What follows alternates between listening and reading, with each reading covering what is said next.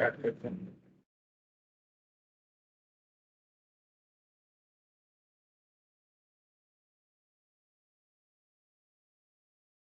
Okay,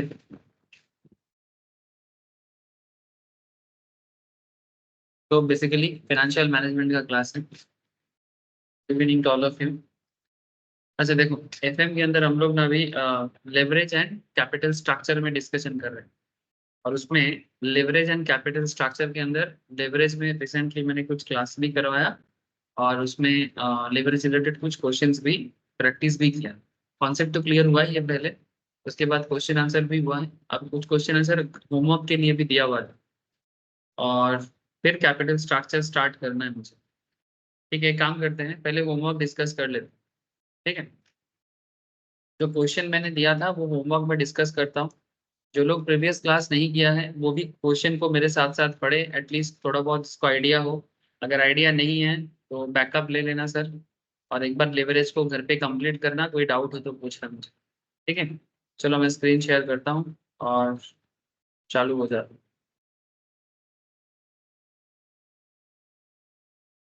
तो previously हम लोग कुछ क्वेश्चन ऑलरेडी सॉल्व किए थे क्लास में। Basically degree of operating leverage, financial leverage, combined leverage. Sir leverage क्या है ये सब बात हो चुका है। लेवरेज बेसिकली एक बोलो, फाइनेंशियल रिस्क पैरामीटर है बिजनेस में। मैंने बिजनेस का सिचुएशन प्रॉफिट वर्दी है कि नहीं है, ठीक है, या बिजनेस रिस्क है, बिजनेस में रिस्क है कि नहीं है, ये सारा चीज एक्चुअली लेवरेज के थ्रू से पता लग जाता है। It's a very interesting financial concept और बिजनेस के लिए बहुत ही जरूरी भी है। यानी हर बिजनेस को लेवरेज देखना चाहिए, लेवरेज मेंटेन करना चाहिए। मार्केट में एक सेंस लोगों के अंदर चलता है कि क्या ज्यादा लोन लेके बिजनेस करना खराब होता है। ठीक है, कई लोग बोलते हैं कि loan is bad, but leverage क्या ऐसा बोलते हैं कि loan is bad? Loan is risky if you can maintain, है ना। Loan is risky, no doubt, loan लेके बिजनेस करोगे रिस्क तो रहेगा। लेकिन क्वेश्चन उठता है कि if you can maintain it, if you can manage it, then कोई हार्म नहीं है उसमें, है ना। प्रॉब्लम तब होता है जब आपको मेंटेन करने का दिक्कत हो जाता है, जब आपको लोन मैनेज करने का दिक्कत हो जाता है। सर कब दिक्कत होता है, मैनेज या मेंटेन का दिक्कत कब होता है? सर सिंपल बात है, जब आपका बिजनेस मॉडल आप समझ नहीं पाते। यानी से फॉर एग्जांपल आप जिस बिजनेस मॉडल पे काम कर रहे हो, अगर उसका कैलकुलेशन प्रॉपरली आप नहीं कर पाते और उसका इम्प्लीमेंटेशन प्रॉपरली नहीं कर पाते, calculation as well as implementation, यानी एक्चुअली ना रिस्क टेकिंग एबिलिटी तो बिजनेसमैन के अंदर होना चाहिए। बट कैसे रिस्क टेकिंग एबिलिटी?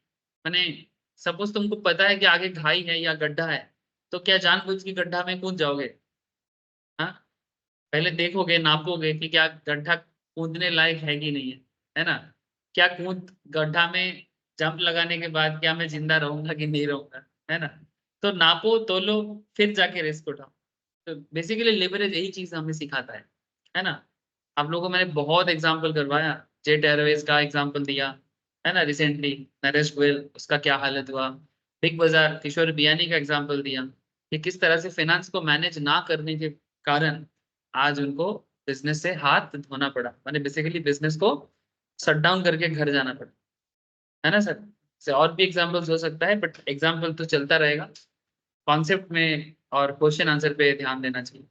चलो ठीक है, और लास्ट क्लास में तो और भी अच्छा हुआ सर। हम लोग कुछ क्या बोलते हैं, इन्फरेंसेस भी किए। इन्फरेंसेस माने एनालिसिस, है ना सर, एनालिसिस। इसमें कुछ क्वेश्चन किए, जैसे मानो ये अल्फा बीटा का एक क्वेश्चन था, है ना, बहुत अच्छा क्वेश्चन था। फिर महादेव लिमिटेड बहुत ही बेहतरीन क्वेश्चन था। फिर लास्ट क्लास में तो ये वाला करवाया था सर, इसमें आपको दो अलग अलग प्लान लेके, हाँ सर, टू डिफरेंट प्लान, है ना, प्लान ए प्लान बी, है ना, under situation one situation two. चलो बढ़िया, एक सेकंड।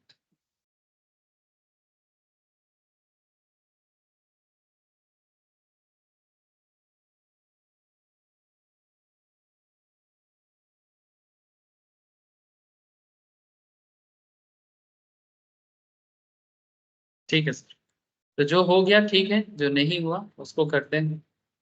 जैसे ये वाला एक क्वेश्चन है सर, क्वेश्चन नंबर 7 बोल के मेरे होमवर्क के अंदर था। ठीक है, ये मेरा होमवर्क से दिया हुआ था, आप इस 6-7 को नॉर्मली किसी चीज से कनेक्ट नहीं कर पाओगे, this is from homework point of view. अच्छा, क्या क्वेश्चन था? Calculate the degree of operating leverage, degree of financial leverage and degree of combined leverage for the following firms and interpret the results तो basically आपको यहाँ पर देखो P, Q and are, तीन farm का डिटेल्स दिया है। क्या दिया है? आउटपुट दिया, माने कितना सेल कर रहा है उसका डिटेल्स दिया, फिक्स्ड कॉस्ट का डिटेल्स दिया, यूनिट ऑफ वेरिएबल कॉस्ट, माने वेरिएबल कॉस्ट पर यूनिट पे कंपनी का कितना खर्चा पड़ रहा है, पी कंपनी का कितना, क्यू कंपनी का कितना, आर कंपनी का कितना, unit of selling price, again P का कितना, क्यू का कितना, आर का कितना, इंटरेस्ट एक्सपेंस पी का कितना, क्यू का कितना, आर का कोई इंटरेस्ट यहाँ पर गिवन नहीं है। ठीक है, आर का कोई भी तरह का इंटरेस्ट यहाँ पर गिवन नहीं है। सो क्वेश्चन ये उठता है कि जब आर का कोई गिवन नहीं है तो उसका इंटरेस्ट है नहीं, तो इन सिंपल आपको ये 4-5 डेटा दिया है और आपको बोलता है कि सर कैलकुलेट करके बताओ कि इसका डीओएल, डीएफएल या डीटीएल क्या होगा। चलो सर, ये सबको क्वेश्चन समझ में आ रहा है? आई थिंक অঙ্কিতা के একটু অসুবিধা হতে পারে, বাট অঙ্কিতা যদি গ্রাজুয়েশন লেভেলে করেছিলি তাহলে হয়তো একটু একটু মনে পড়বে। হ্যাঁ, করেছিলাম। বাট করেছিলিস? মনে আছে না ভুলে গেছিস? ভুলে গেছি হালকা হালকা। চল ঠিক আছে, চল আমার সাথে সাথে কর, কিছু মনে পড়ে যাবে। তবে এই কোশ্চেন আনসার করার আগে আমি এর আগে অনেক ডিটেলস বুঝিয়েছি, ঠিক আছে, এগুলো একটু শুনতে হবে কিন্তু। ঠিক আছে, আমি দিয়ে দেবো, ব্যাকআপ ক্লাসেস দিয়ে দেবো, একটু দেখে নিবি, কোনো অসুবিধা হলে আমাকে জিজ্ঞেস করবে। হুম। Homework solution.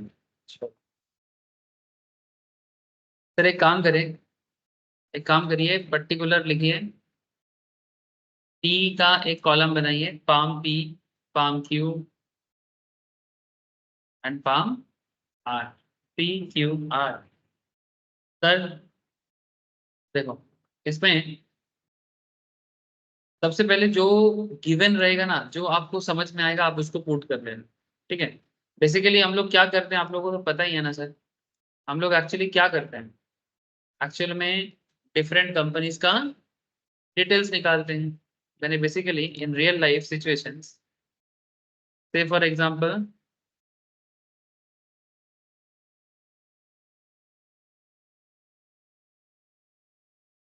कोई भी कंपनी है ले लो सर, एनी एनी कंपनी जो आपको पसंद आए, इन्फोसिस, उसके फाइनेंशियल्स में जाओ। ये देखो, एक्चुअली लेवरेज कैलकुलेशन करने के टाइम पे हम लोग किसी भी कंपनी का फाइनेंशियल डेटा को एनालिसिस करते हैं। इसमें कंपनी का revenue structure, EBITDA, PBIT, PBT, net income, EPS, है ना, डीपीएस छोड़ के बाकी सारा चीज हम लोग लेवरेज स्ट्रक्चर के अंदर समझ जाते हैं। इसको क्या बोलते हैं सर? इसको बोलते हैं income statement. Very good sir, इनको इसको बोलते हैं इनकम स्टेटमेंट। तो एग्जैक्टली अगर आप किसी भी कंपनी का इनकम स्टेटमेंट को चेक भी करना चाहते हो, और अगर आपको कंपनी का लेवरेज कैलकुलेशन करना आता है, और अगर आप बैलेंस शीट भी चेक करना जानते हो, अगर नहीं जानते तो सीख जाओगे धीरे धीरे। ठीक है, तो यही सब आपको बेहतरीन तरीके से हेल्प करता है सर। चलो ठीक है, तो यहाँ पर हम लोगों को ना अभी क्या चाहिए sir? Output per unit question में देखो गिवन है, आउटपुट पर यूनिट क्वेश्चन में गिवन है। ये देखो आउटपुट पर यूनिट, सर ये सब लैक्स में है ना, 2,50,000, 1,25,000, 7,50,000। तो हम लोग ना फॉर इजी अंडरस्टैंडिंग एक काम कर सकते हैं, आउटपुट पर यूनिट को, अच्छा एक काम करते हैं, output per unit, output unit 2,50,000 units, हाँ, रुपीज इन लैक्स करके एक काम कर सकते हैं। अगर हम लोग रुपीज इन लैक्स कर देना, एक सेकंड में बताता हूँ क्या करना, आप कहीं पर भी ऊपर लिख दो रुपीज इन लैक्स।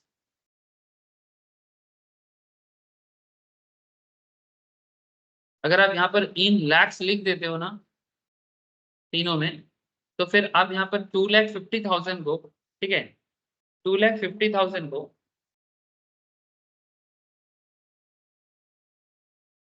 तो यहाँ पर क्या कुछ गड़बड़ हो रही है क्या? आउटपुट यूनिट्स में 2,50,000, fixed cost 5 lakh, unit variable cost 5 to 7.5।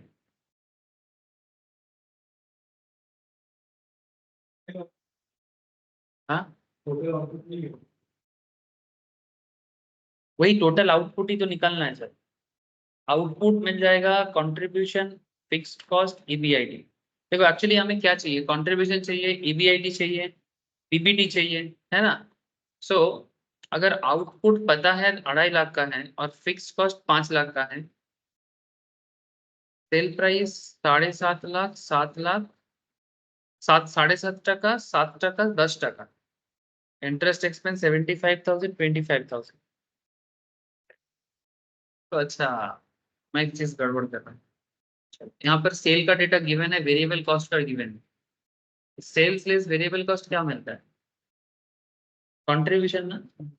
हाँ, सेल्स लेस वेरिएबल कॉस्ट क्या मिल जाएगा? Contribution. Selling price per unit, variable cost per unit, cost, contribution per unit तो मिल जाएगा, है ना। कितना होगा बोलो?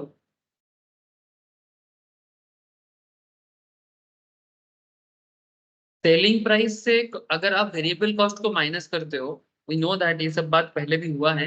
7.5 से 5 रुपीज को माइनस करने से आपको पी का मिल जाएगा 2.5।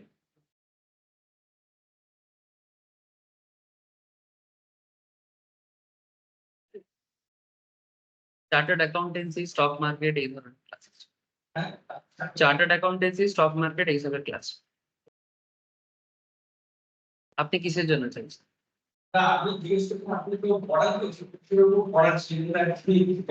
ক্লাস চলছে, পরে কথা বলছি। ঠিক আছে।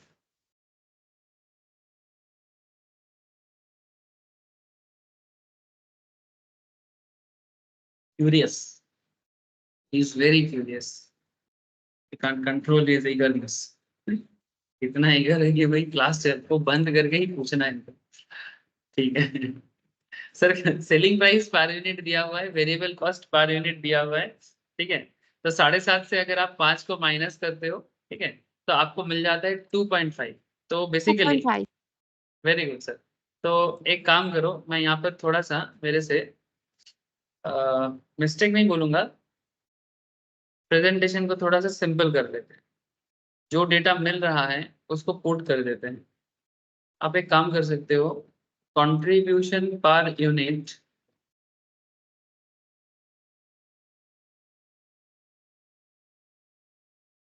Contribution per unit 2.5। কি করে পাচ্ছি বুঝতে পারছিস তো? 7.5 से 5 माइनस करो, 7 से 2 माइनस करो एंड 10 से 7.5 माइनस करो। ठीक है, तो इधर आपका हो जाएगा 2.5, इधर हो जाएगा 5 और इधर हो जाएगा 2.5। Very good sir. तो अगर कंट्रीब्यूशन पर यूनिट आपको मिल जाता है, नेक्स्ट क्वेश्चन कॉन्सेप्ट आता है, क्या क्वेश्चन ने आपको आउटपुट बोला था? नेक्स्ट क्वेश्चन ये कॉन्सेप्ट इज, क्या क्वेश्चन ने आपको आउटपुट के बारे में बोला था? यस सर, आउटपुट माने सेल, कितना सेल आपका है ये बोला था। ठीक है, तो आउटपुट माने इसका 2,50,000, इसका 1,25,000, इसका 7,50,000। तो आपको क्या करना है, तो जस्ट आउटपुट के जगह में पी का आउटपुट पुट करो। पी का आउटपुट है, आउटपुट माने सेल्स बेसिकली 2,50,000, 1,25,000 एंड 7,50,000 ना, कितना था? 7,50,000। चलो पुट कर दो सर, 7,50,000। तो देखो कंट्रीब्यूशन पर यूनिट आ गया, आउटपुट भी पता था, लिख दिया। एबीसीडी करके लिखना सी में। अच्छा, अगर कंट्रीब्यूशन पर यूनिट पता है एंड आउटपुट पता है तो कंट्रीब्यूशन भी पता लग जाएगा, है ना। सर ये सब डिटेल्स चर्चा हो चुका है ना। ऐसा नहीं है कि जो लोग फर्स्ट टाइम कर रहे हैं उनको शायद लग रहा है कि सर क्यों कर रहे हो, रट्टा थोड़े लगा रहे हैं। नहीं, रट्टा नहीं है, ये हर चीज के पीछे का कहानी पहले कंप्लीट हुआ है। ठीक है, कंट्रीब्यूशन क्या है, आउटपुट के साथ कंट्रीब्यूशन इनटू करने से क्या मिलता है, ये सारा पिछले 3-4 क्लासेस में कवर हुआ है सर, तब जाके आज डायरेक्टली क्वेश्चन कर रहे हैं। इससे पहले भी क्वेश्चन हुआ है। तो कंट्रीब्यूशन पर यूनिट के साथ अगर आउटपुट को इंटू करोगे आपको कंट्रीब्यूशन मिल जाएगा। सर कंट्रीब्यूशन कितना आ रहा है?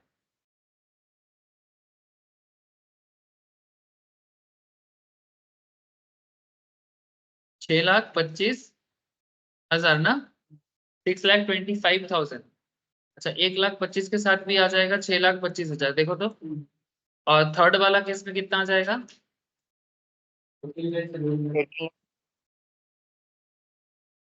18,75,000। तो सर तीन अलग अलग डेटा आ गया, तीन अलग अलग डेटा आ गया।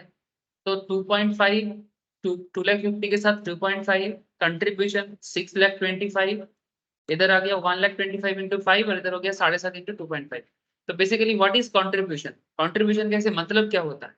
कंट्रीब्यूशन का मतलब होता है डेली बेसिस में बिजनेस करके एक बिजनेस को जो अर्न होता है ना उसको कंट्रीब्यूशन बोलते हैं। कंट्रीब्यूशन मैंने बेसिकली बिजनेस का डे टू डे अर्निंग, ठीक है, आउटपुट के साथ डेली बेसिस में जो पर यूनिट में तुम्हारा एक तरह का कंट्रीब्यूशन है, इसको बेच के मेरे को इतना मिलेगा, उस चीज को कंट्रीब्यूशन बोलते हैं। ठीक है, कितना कंट्रीब्यूट किया तुम्हारे बिजनेस में, तुम्हारे डे टू डे अर्निंग, उस चीज को कहते हैं कंट्रीब्यूशन।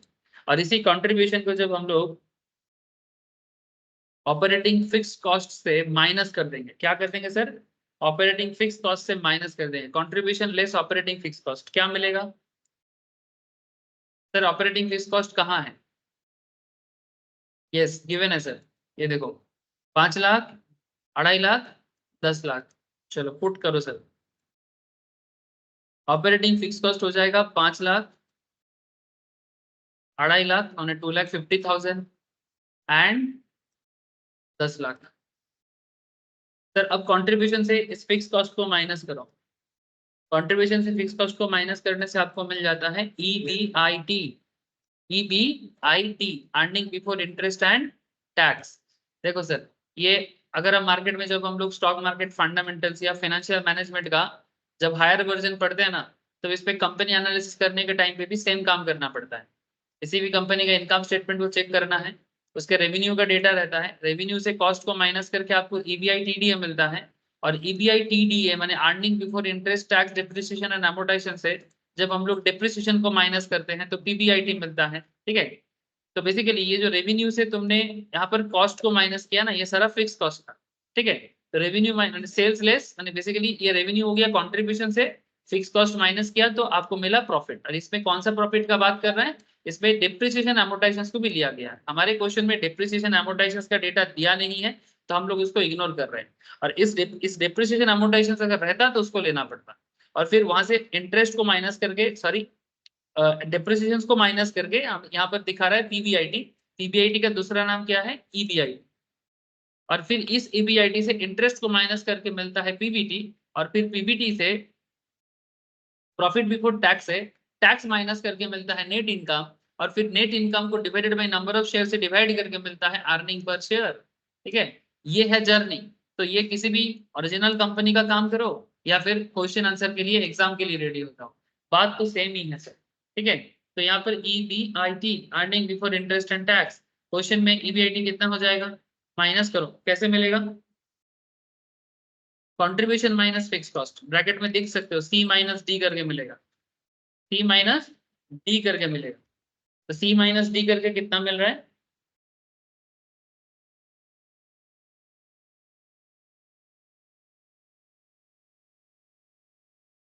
$6,25,000 माइनस 5,00,000, 6,25,000 माइनस 2,50,000, 2,50,000 माइनस करने से कितना हो जाएगा सर? हाँ हाँ हाँ, ओहो मैंने गलत लिख दिया, 1,25,000 होगा, 1,25,000 इसका, 3,75,000 और लास्ट वाले का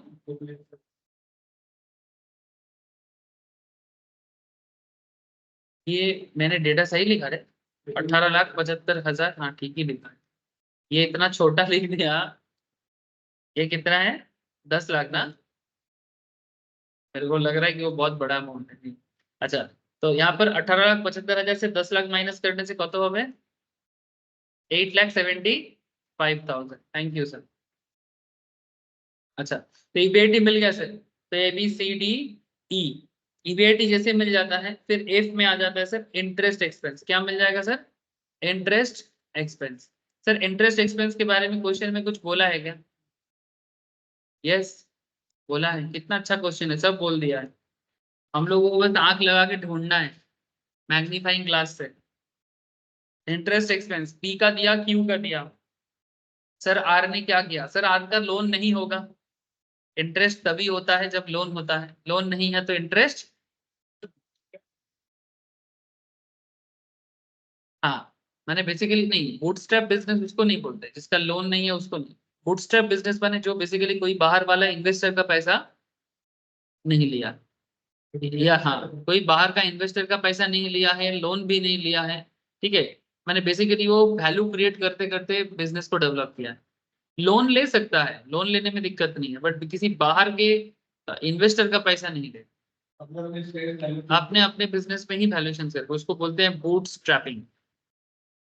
ठीक है, ये इतना आसान काम नहीं है। ठीक है, बहुत वैल्यू क्रिएट करना पड़ता है। इंडिया में अभी तक सबसे बेस्ट बूट स्ट्रैपिंग कंपनी तो ज़ीरोधा को मानते हैं। वन ऑफ द बेस्ट माना जाता है कि ज़ीरोधा बना है बूट स्ट्रैपिंग करके। पूरा एकदम खुद का वैल्यूएशन खुद बना के बना, कोई इन्वेस्टर का सहारा, कुछ जरूरत नहीं पड़ा। बाद में लिया है किसी का इन्वेस्टमेंट, लेटेस्ट में सुन रहा था लिया है, बट बूट स्ट्रैपिंग किया without any external funds basically. अच्छा, तो इंटरेस्ट एक्सपेंस क्या है फिर? 75,000 पी का और 25,000 क्यू का।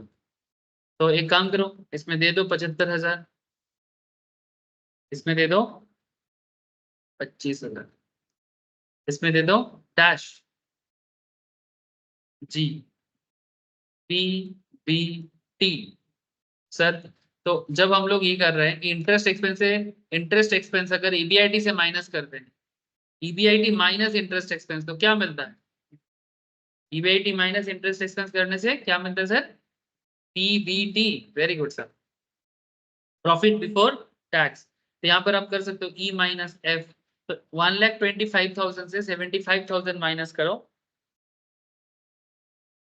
आपको मिल जाएगा 50,000। 3,75,000 से 25,000 माइनस करो, आपको मिल जाएगा 3,50,000। और इसमें कुछ माइनस नहीं करना है, तो जो आपका ईबीआईटी था वही आपका पीबीटी बन जाएगा। तो दिस विल बिकम 8,75,000, 8,75,000।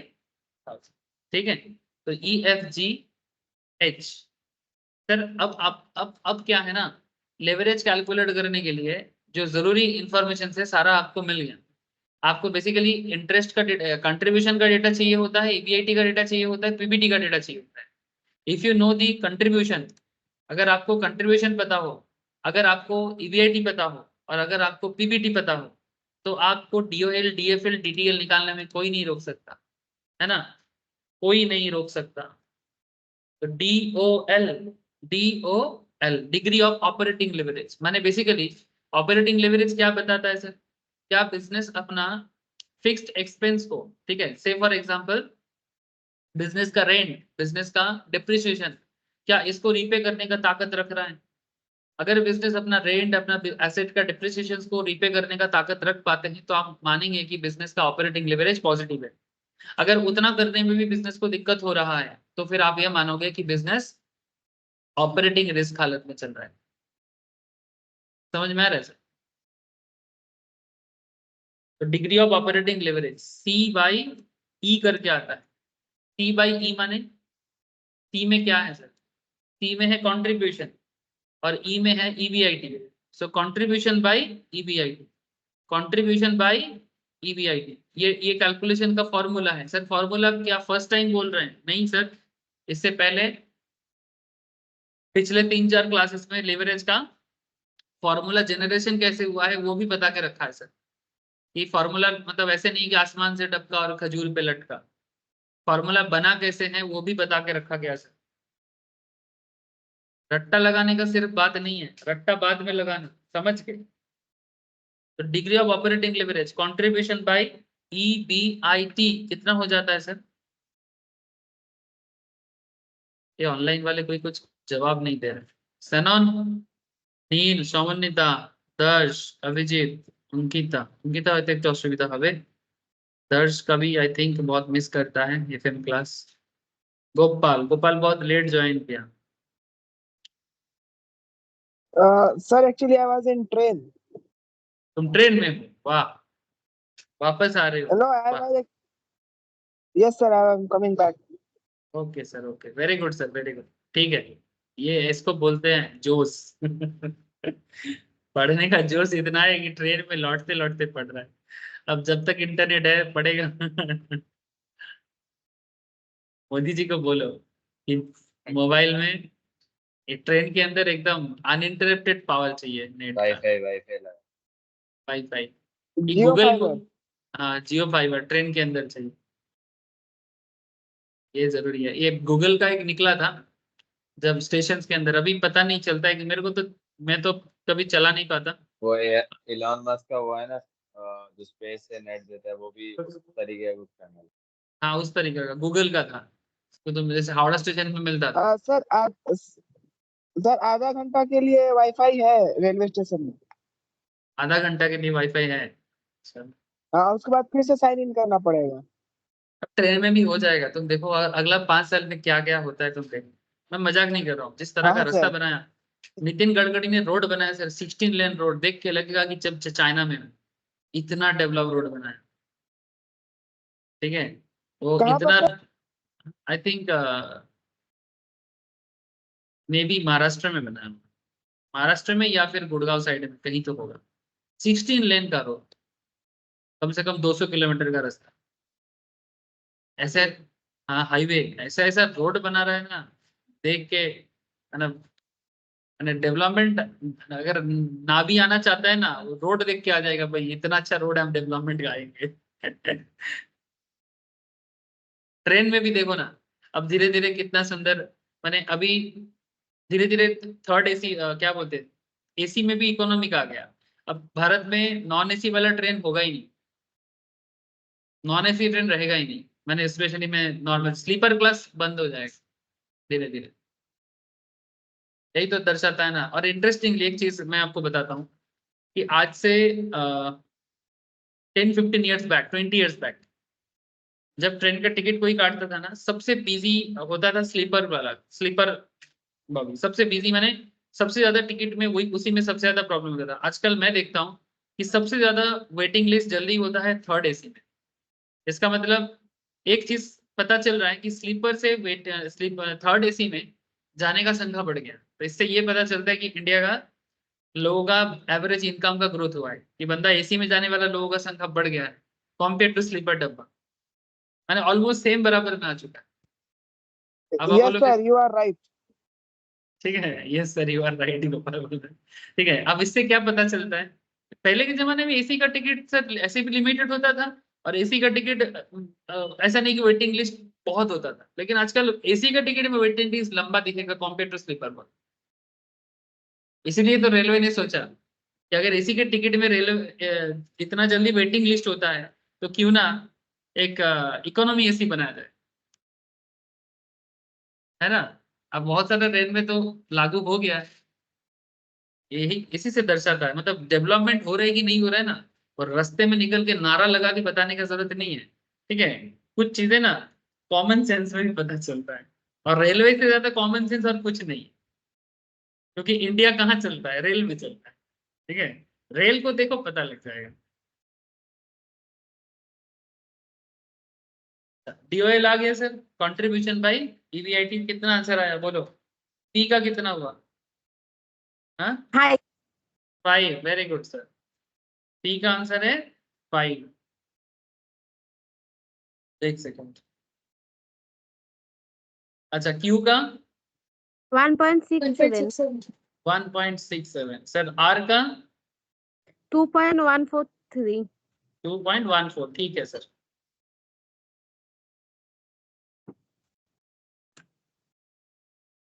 डीएफएल निकालो सर, डीएफएल, डीओएल तो निकाल दिए, डीएफएल भी बता दो।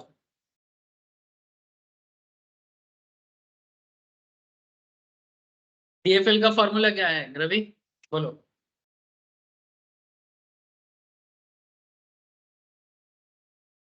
इतना जल्दी भूलने से होता है सर, सुबह क्या देके खाना खाया, सुबह से कुछ नहीं खाया?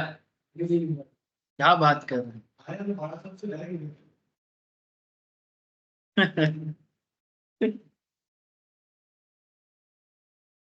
तो देखो, तो डीएफएल माने फाइनेंशियल लेवरेज कैसे मिलता है? EBIT by EBIT PBT, divided by PBT, PBT। PBT, very good sir. तो फिर basically E divided by G, EBIT by PBT. Revise नहीं कर रहे हो सर? रिवाइज कियो, रिवाइज करो घर पे। अगर मेमोरी में, जिसका मेमोरी थोड़ा सा शार्प कम है, उसको थोड़ा ज्यादा पढ़ना पड़ेगा और कुछ, ठीक है? एक बार क्लास सुन लो ना, घर पे एक बार क्लास सुन लो, क्लास सुनने से भी हो जाता है। तो ईबीआईटी बाई करने से हमको मिल जाएगा फाइनेंशियल लेवरेज। तो अगर इसको इस तरह से देखा जाए तो बनता है सर ई बाई जी, ठीक है? ई बाई जी, तो डीएफएल हो जाएगा ई बाई जी। तो आपका पी का कितना हो जाएगा, क्यू का कितना हो जाएगा, और आर का कितना हो जाएगा? फॉर्मूला है 2.5, 1.07 और ओके सर, 1.06 2.5, 2.5, 1.07 और कितना? 1.006 कैसे? सर राउंड ऑफ करने से। कैसे राउंड ऑफ कैसे होगा sir? Sir DFL EBIT by PBT है, तो आर का ईबीआईटी 8,75,000 है, और आर का पीबीटी भी तो 8,75,000 है ना? सर 111 फिर 1 होगा ना? देखो, इसको बोलते हैं, हाँ सर। इसको बोलते हैं सिली मिस्टेक। हाँ, लेकिन सिली मिस्टेक एग्जाम में क्या होता है? ब्रॉड मिस्टेक हो जाता है, सिली पॉइंट से गाली बहुत में बड़ा पहुंच जाता मिस्टेक है। है सर। वही तो मैं बोल रहा हूँ दर्श, सिली पॉइंट से कहाँ पहुंच जाएंगे? गाली में पहुंच जाएंगे, समझ रहे सर? दर्श को सुना ही नहीं दिया सर, सिली पॉइंट में सिली नहीं रहेगा और बात। दिया दिया सुनाई दिया। अरे हर किसी को समझ में नहीं आएगा, इसलिए तेरा नाम लिया, क्रिकेट का कोड है ना। चलो, डीएफएल, डीसीएल, डीसीएल माने, डीसीएल माने degree of combined combined leverage. अब कंबाइंड लेवरेज माने एकदम कंट्रीब्यूशन बाय पीबीटी होता है, माने कंट्रीब्यूशन सी पॉइंट में है और जी पॉइंट, सॉरी सी बाई, हाँ जी, कंट्रीब्यूशन बाय पीबीटी। अब क्वेश्चन में देखो कंट्रीब्यूशन ऑलरेडी कैलकुलेट हो चुका है, कंट्रीब्यूशन सी में ऑलरेडी कैलकुलेट हो चुका है, और पीबीटी भी कैलकुलेट हो चुका है, तो कंट्रीब्यूशन बाय पीबीटी करो, बन जाएगा। हाँ हाँ हाँ, हाँ हाँ हाँ, वेरी गुड सर।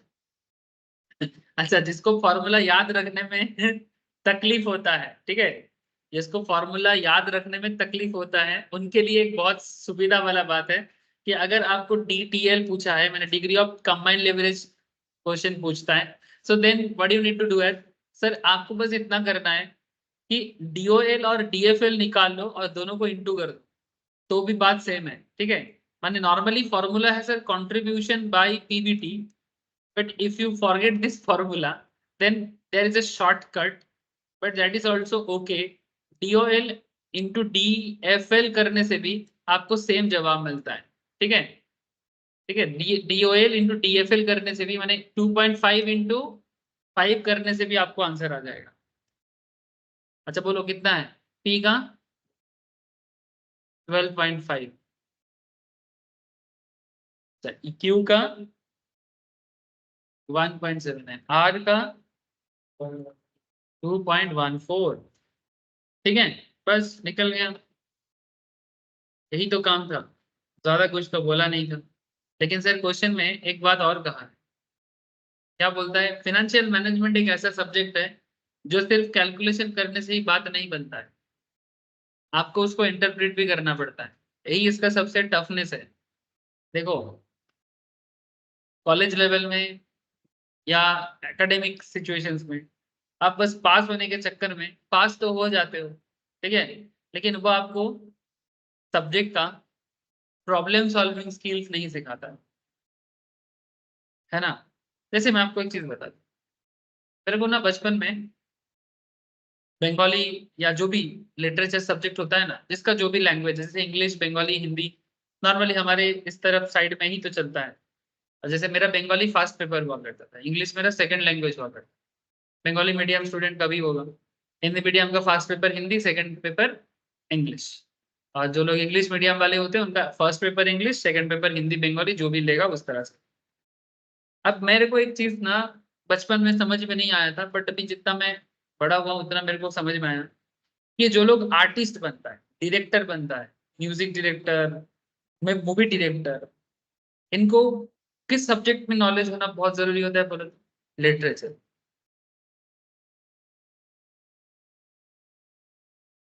नहीं, आपको अच्छा स्टोरी लिखने के लिए लिटरेचर का जो कॉन्सेप्ट है उसमें अच्छा दखल होना चाहिए, भाषा का, लैंग्वेज का।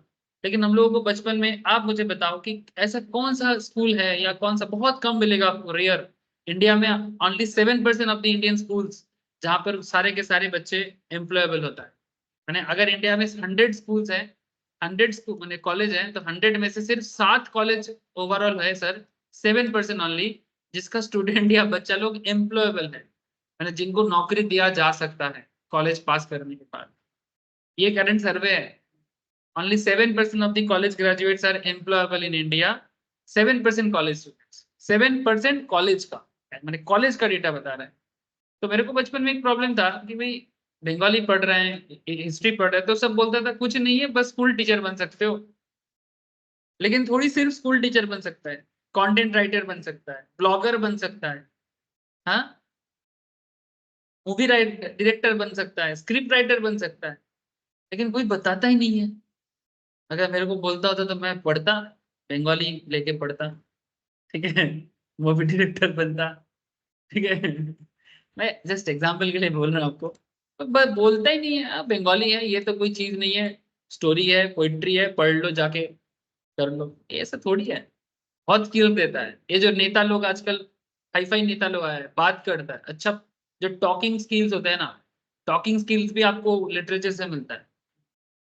आपको जितना अच्छा सब्जेक्ट नॉलेज होगा उतना अच्छा बोल पाओगे, लिख पाओगे, तो ये सब होना चाहिए।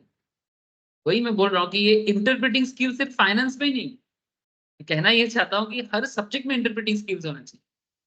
इतिहास का भी इंटरप्रेटिंग स्किल्स होना चाहिए। इतिहास नहीं, इतिहास तो इतिहास है, रट लो और जाके उल्टी करो, बेकार एडुकेशन। यही तो प्रॉब्लम है, चाइना हमसे आगे निकलते जाएंगे और हम लोग चिल्लाते जाएंगे। चलो अब इसको इंटरप्रेट करते हैं। जी sir, calculate the degree of operating leverage, financial leverage, combined leverage तो हो गया, लेकिन आप मुझे ये बताओ, अब मुझे ये बताओ कि इसका मतलब क्या है। मैंने ये जितना भी आंसर आपने निकाला, मैं आपको इंटरप्रेट करके दिखाता हूँ। आप लोग भी शायद थोड़ा बहुत समझ गए हो इंटरप्रिटेशन स्किल्स, जो लोग प्रीवियस क्लास किए हो उनको पता होगा।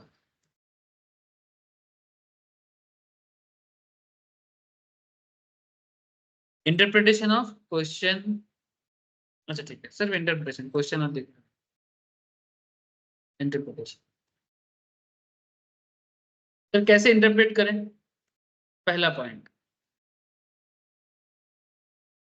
Form P has relatively high level of fixed cost at low level of activity.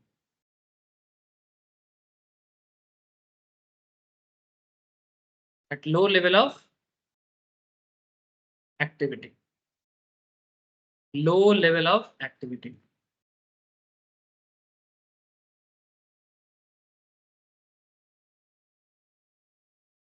So DOL of farm P is the highest. चलो मैं आपको एक बार दिखाता हूं, देखो, degree of operating leverage of firm P, sir operating leverage of firm P है 5, जहां पर क्यू का लिवरेज है 1.67, आर का है 2.14। नाउ लुक एट सर, सबसे ज्यादा एक्टिविटी लेवल माने सेल्स, बिजनेस का सबसे ज्यादा सेल्स कौन से फर्म ने किया है? आउटपुट चेक करो। पी का 2.5 लाख है, क्यू का 12.5 लाख है और आर का 7.5 लाख है। तो सबसे ज्यादा सेलिंग एक्टिविटी किसका है? सबसे कम सेलिंग एक्टिविटी किसका है? पी का। सबसे ज्यादा एक्टिविटी उसका कम है और सबसे ज्यादा लेवरेज उसका हाई है। इसका मतलब इसका और इसके पीछे और एक चीज देखो, इसका ऑपरेटिंग फिक्स कॉस्ट है 5 लाख, बाकी लोगों का फिक्स कॉस्ट है 2.5 लाख और सॉरी इसका है नहीं, कुछ गड़बड़ हो गई, 5 लाख 2.5 लाख 5 लाख 5 लाख दिया था। क्वेश्चन कहाँ गया? क्वेश्चन नहीं, 5 लाख 2.5 लाख 10 लाख। हाँ ठीक है सर, ठीक है। इसका ऑपरेटिंग फिक्स कॉस्ट है 5 लाख का। अगर आप कंपेयर करो क्यू के हिसाब से, क्यू का ऑपरेटिंग फिक्स कॉस्ट है 2.5 लाख, इसका है ऑपरेटिंग फिक्स कॉस्ट 5 लाख, इसका आउटपुट है 2,50,000, इसका आउटपुट है 12,50,000। तो फिर पी और आर के क्यू के बीच में विच इज बेटर सर? कम खर्चा करके ज्यादा सेल कर पाना ज्यादा अच्छा है कि ज्यादा खर्चा करके कम सेल करना ज्यादा अच्छा बात है? कम खर्चा करके ज्यादा सेल करना ज्यादा अच्छा बात है। थोड़ा सेंस लगाओ, है ना? तो अगर आपका खर्चा ज्यादा है, your expense is more and your output is less, इसका मतलब है आपका लेवरेज इज हाई। तो ये जो 5 लेवरेज है ना, ये जो 5 लेवरेज है इसी बात को दर्शाता है, इसी बात का प्रमाण है कि आपका लेवरेज हाई है। आपको ज्यादा कॉस्टिंग करके, ज्यादा फिक्स कॉस्ट का खर्चा करके आपका कंपैरेटिवली सिमिलर फार्म में आप थोड़ा सा पीछे हो। इसका मतलब ये है कि खर्चा कम करना चाहिए, फिक्स कॉस्ट को कम करना चाहिए या फिर सेल्स को बढ़ाना चाहिए। शायद आप फिक्स कॉस्ट को कम नहीं कर सकते लेकिन सेल को तो बढ़ा सकते हो। तो ये इंटरप्रिटेशन है, दिस इज द इंटरप्रिटेशन। एक बिजनेस कहाँ प्रॉब्लम में है, कहाँ उसको अच्छा करना चाहिए। I hope you understand. ये फाइनेंशियल मैनेजमेंट का नाम ऐसे ही मैनेजमेंट नहीं हुआ, मैनेज करना सिखाता है। अगर मैनेज ही करना ना सीखे तो फिर क्या, किस बात का पढ़ाई करना? हाँ सर, वही जहाँ प्रॉब्लम है उसको ढूंढना है। कहाँ बाकी फार्म से ये कहाँ पीछे है, कहाँ आगे है, किस बात का एडवांटेज ले रहा है, किस बात का डिसएडवांटेज है। अब जब कोई इस बिजनेस पे पैसा लगाएगा, पी पे लगाएगा कि क्यू पे लगाएगा कि आर पे लगाएगा?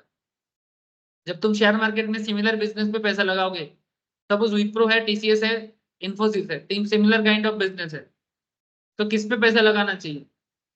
चेक करो, कौन आपको ज्यादा इन्वेस्टमेंट रिटर्न दे सकता है, चेक करो। I hope you understand. সবাই বুঝতে পারছে? हेलो, अरे समझ में आ रहा है मेरा बात? बोलो सर। Yes sir. तो ये 5 ऑपरेटिंग लिवरेज इस बात का गवाही है। सो DOL of firm P is the highest, ठीक है?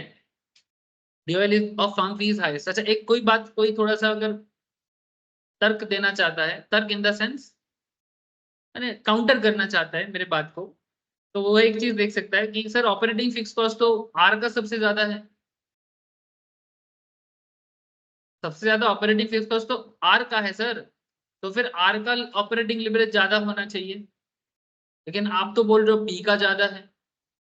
सर मैं नहीं बोल रहा हूँ, कैलकुलेशन करके मिला है, लेकिन आपने एक चीज गौर नहीं किया। One thing I think you missed sir, what? Sir इसका लेवरेज ऑपरेटिंग फिक्स कॉस्ट ज्यादा है तो क्या हुआ? आउटपुट तो कंपेरेटिवली ज्यादा है। ये 5 लाख खर्चा करके 2.5 लाख बना रहा है, ये 10 लाख खर्चा करके 7.5 लाख बना रहा है, सेल कर रहा है। इसका खर्चा ज्यादा है पर इसका ये भी तो ज्यादा है, ऊपर से इंटरेस्ट भी नहीं है। चलो इंटरेस्ट तो फिर भी फाइनेंशियल लेवरेज का मैटर है।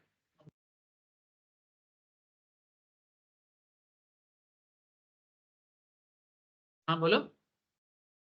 क्यू और आर का वो आउटपुट 50% से भी ज्यादा है कंपेयर टू ये ठीक है, फिक्स कॉस्ट का एलिवेशन है। Yes, sir. 5 लाख में 2.5 लाख का प्रोडक्शन दे रहे हैं, हाँ इधर ये क्यू 5 लाख में 12 लाख का प्रोडक्शन दे रहे हैं, ये 10 लाख में 7.5 लाख, मतलब ये दोनों 50% ज्यादा दे रहे हैं ना, वही तो मैं बोल रहा हूँ आपको, ये दोनों अच्छे हैं।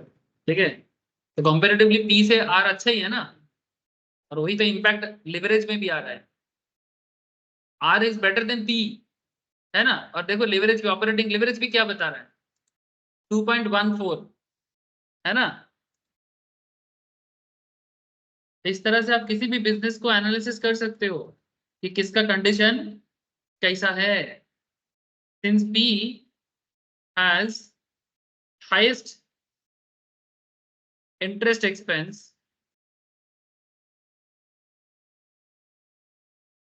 क्योंकि पी का इंटरेस्ट एक्सपेंसेस सबसे ज्यादा है, it's FL is the highest, is it's FL, FL माने, एफएल माने डी, एफएल बोलो। Financial leverage. Thank you sir, financial leverage.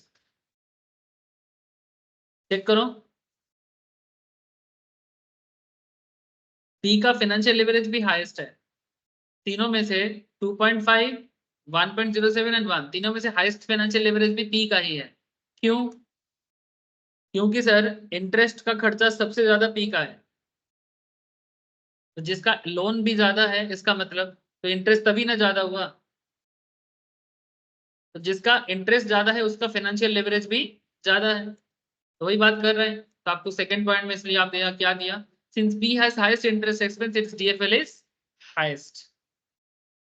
Sir सबका देने का जरूरत नहीं है, अगर आप एक का दे रहे हो ना, इसका मतलब है कि आप बाकियों को भी देख रहे हो। ओहो, आप कंपेयर करके ही तो बोल रहे हो ना। तो एग्जाम में ऐसा नहीं है कि पी का देना है तो क्यू का भी देना है, अगर स्पेसिफिकली बोला कि interpret Q, then you can interpret Q also. But अगर आप सिंपल बोला है कि इंटरप्रिटेशन, तो इंटरप्रिटेशन में आप किसी भी एक फॉर्म को इंटरप्रेट करो तो ऑटोमेटिकली ये तो बाय डिफॉल्ट समझ में आ जाएगा कि भाई तुम जब बोल पा रहे हो इतना बड़ा बात, तो इसका मतलब तुमने क्यू को भी देखा, आर को भी देखा, तभी कंपैरिजन दे रहे हो, अदरवाइज अब नहीं दे पाओगे। अब ये कोई रट्टा लगा के थोड़ी दे पाएगा, जो समझेगा वही दे पाएगा, जो नहीं समझेगा वो नहीं दे पाएगा।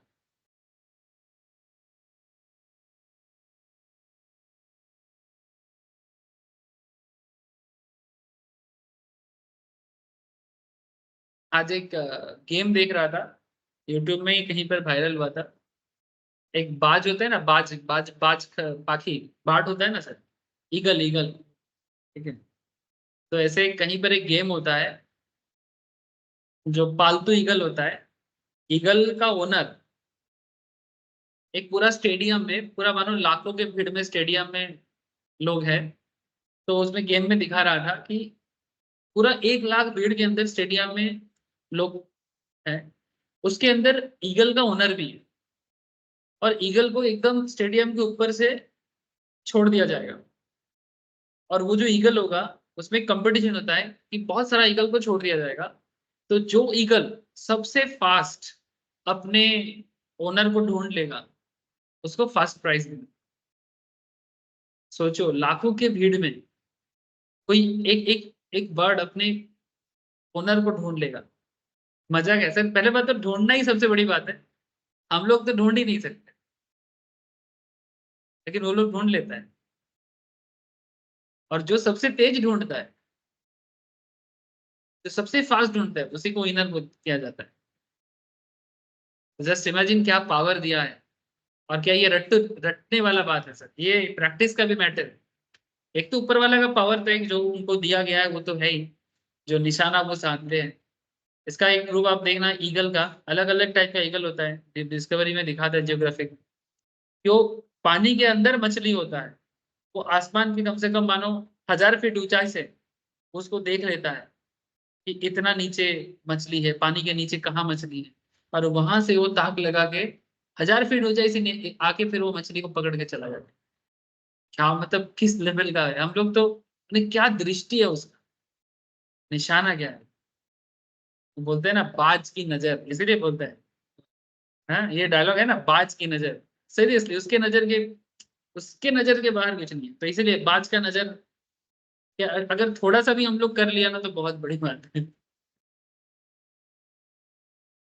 मैंने मैं क्यों बोला ये बात, क्योंकि ये भी तो एक नजर का बात है। ये जो आप पी को एनालिसिस दे रहे हो, ये तो नजर से ही फर्क पड़ आएगा ना सर। अब जिसका नजर जितना स्ट्रांग होगा वही उसको इंटरप्रेट कर पाएगा। जानकारी तो चाहिए, साथ में नजर भी उतना क्लियर होना चाहिए सर। हाँ, नजर का प्रैक्टिस करना पड़ेगा। चलो आप समझ गए, इसीलिए मैं सब एग्जांपल देता हूँ, नहीं तो बोलेंगे सर ये पॉसिबल कैसे है। अरे भाई, जब बाज लाखों के भीड़ में अपना ओनर को ढूंढ सकता है, तो हम लोग पी क्यू आर के बीच में सिर्फ डीओएल डीएफएल नहीं ढूंढ सकते और उसका इंटरप्रिटेशन नहीं दे सकते। इट्स पॉसिबल, बट वही practice makes a man perfect and practice makes a country great.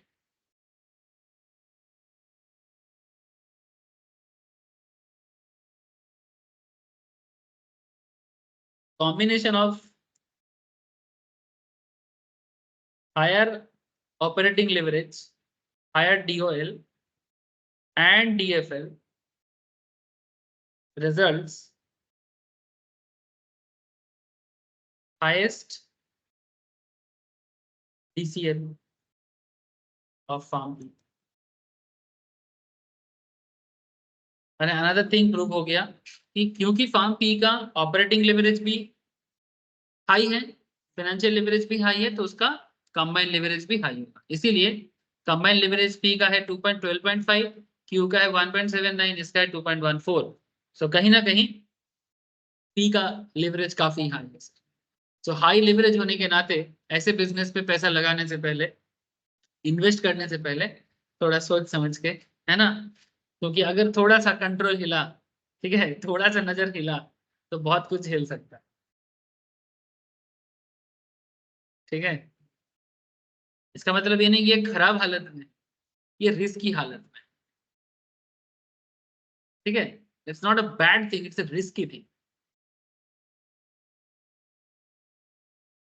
Stock market investment में बड़ा काम का चीज है सर। आप लोगों से जो लोग स्टॉक मार्केट एनालिसिस करके कंपनी में पैसा लगाना चाहते हो, उनको भी यही यही बात बोल रहा हूँ सर। ये एक काम का पढ़ाई कर रहे हो आप, ठीक है, बोलते हैं ना क्या, नाम का नहीं काम का डिग्री, कौन से एडवर्टाइजमेंट आता है।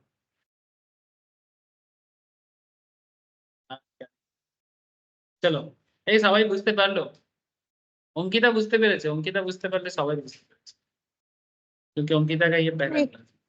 একটু একটু হুম আগের ক্লাসগুলো করলে পুরোই বুঝে যাবে। এর আগে 3টে ক্লাস দেখবি পুরো বুঝতে পেরে, আমি দিয়ে দেবো, আমার থেকে মনে করে নিয়ে নিই। আচ্ছা अच्छा सर, ये तो हो गया, और भी क्वेश्चन कराओ। चलो सर, आज मैं क्वेश्चन कराने के मूड में हूँ, कराता हूँ।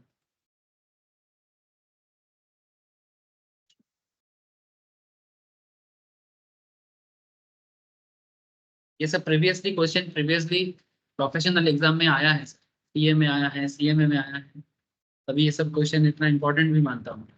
सिमिलर काइंड ऑफ क्वेश्चन आता है, ऐसा नहीं कि एकदम डिट्टो ही पूछ लेगा। किस्मत अच्छा रहे तो पूछ भी सकता है, ऐसा होता है।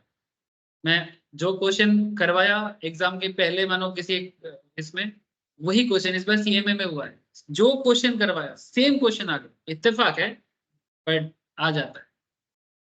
टैक्स में कॉमन आ गया। बीकॉम लेवल में तो मैं 100% कॉमन देता हूँ, लेकिन प्रोफेशनल लेवल में ये इम्पॉसिबल काम है सर। कभी अगर आ जाए तो ये इत्तेफाक ही बोलता हूँ मैं। स्टूडेंट मेरे को एग्जाम हॉल से निकल के बोल रहे सर, बोले हाँ क्या, बोले सर वही क्वेश्चन तो लास्ट दिन डिस्कस कर रहे थे और वही आ गया। बोले ऐसा हो ही नहीं सकता। बोले नहीं सर सच में आ गए। एकदम चलो अच्छा है, किस्मत अच्छा है आपका भी मेरा भी। अच्छा, company had the following balance sheet as on 31 March 2006 दिया है, चलो 6 ही कर, क्या फर्क पड़ता है। अच्छा, यहाँ पर एक बैलेंस शीट दिया है लाइबिलिटी एंड इक्विटी का, माने बेसिकली क्या होता है ना सर, कंपनी लेवल में बैलेंस शीट ऐसे होता है, एक एसेट साइड होते हैं और एक लाइबिलिटी एंड इक्विटी साइड होता है। आजकल तो वर्टिकली होता है ना, वर्टिकल माने ये लाइबिलिटी इक्विटी पहले होगा, एसेट साइड नीचे होगा। ठीक है, इस तरह से होता है कंपनी अकाउंट्स में। मैम ऐसे भी आप लोगों को सिखाएंगे, लेकिन फिलहाल हम लोगों को क्वेश्चन करना है। क्वेश्चन में इक्विटी शेयर कैपिटल दिया है बोलता है कि 1 करोड़ शेयर ऑफ 10 ईच, तो कंपनी के बैलेंस शीट में 10 करोड़ शेयर कैपिटल, कंपनी के पास 2 करोड़ रिजर्व है, सरप्लस है, 20 करोड़ डिवेंचर है 15% इंटरेस्ट के साथ, 20 करोड़ डिवेंचर जिसके लिए कंपनी को 15% इंटरेस्ट भरना पड़ता है। कंपनी का मार्केट में करंट लायबिलिटी है 8 crore, current liability 8 crore in the sense, हाँ नहीं 8 करोड़, 8 करोड़ है। क्रेडिटर्स स्टॉक मिल रही है, creditors bills payable table stock मिल रही है। हाँ, क्रेडिटर्स बिल्स पेबल सब मिला जुला के करंट लायबिलिटी, और करंट लायबिलिटी बेसिकली कितने दिन के अंदर पे करना पड़ता है? With in sir with in 12 months. With in 12 months. Very good sir, मैंने बेसिकली इसका शॉर्ट टर्म लायबिलिटी है। अब ये तो मैं क्वेश्चन में करा रहा हूँ, तो आप लोगों को लग रहा है सर क्वेश्चन में तो हो ही ऐसा ही होता है, मैं आपको रियल लाइफ पे दिखा देता हूँ। देखो ये इन्फोसिस का है ना, चलो मैं आपको इन्फोसिस का बैलेंस शीट चेक कराता हूँ। बैलेंस शीट में ये देखो करेंट लायबिलिटी, इन्फोसिस का करंट लायबिलिटी देखो, करंट लायबिलिटी कितना बता रहा है? 33,603 करोड़ लास्ट ईयर में, इस साल है 39,000।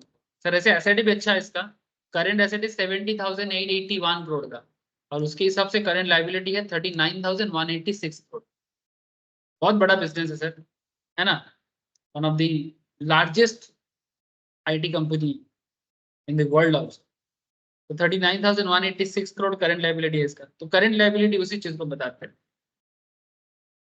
ओके सर, और भी कुछ इंफॉर्मेशन यहाँ पर गिवन है, चलो देखते हैं क्या गिवन है। सर एसेट साइड में फिक्स एसेट है 25 करोड़ का, और बिजनेस में करंट एसेट है 15 करोड़ का। ठीक है, अब बोथ साइड टैली करके दोनों साइड एसेट लायबिलिटी टैली हो जाता है ना। क्यों टैली होता है ये सब तो बार बार सुनते हो अकाउंट्स के बेसिक क्लास में कि वाई अकाउंट्स टैली, अब ये सब चक्कर में अभी नहीं पढ़ेंगे। एडिशनल इंफॉर्मेशन में आपको कुछ बताया, क्या बताया? Fix cost per annum excluding interest, interest छोड़ के जो खर्चा है वो 8 करोड़ का है। Variable operating cost ratio is 65% and total asset turnover ratio is 2.5 and income tax rate is 40%. You are required to calculate earning per share, operating leverage, financial leverage, combined leverage. So basically they give you a balance sheet, company का balance sheet तो आपको ऐसे भी market में मिल जाएगा, ठीक है, और आपको कुछ एडिशनल इंफॉर्मेशन कंपनी के लेवल्स में मिला है। आपको EPS, operating leverage, combined leverage, financial leverage calculate करने बोला है। तो चलो देरी किस बात, शुभ काजे देरी करते नहीं। हाँ सर, शुभ काजे देरी करते नहीं।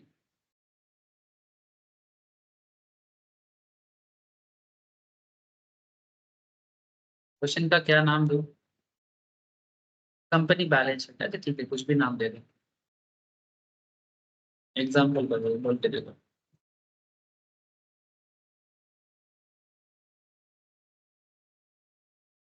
सर एक काम करिए, पर्टिकुलर बना लीजिए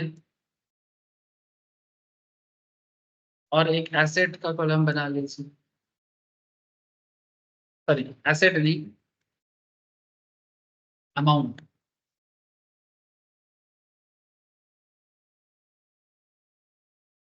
पर्टिकुलर हो गया, अमाउंट हो गया।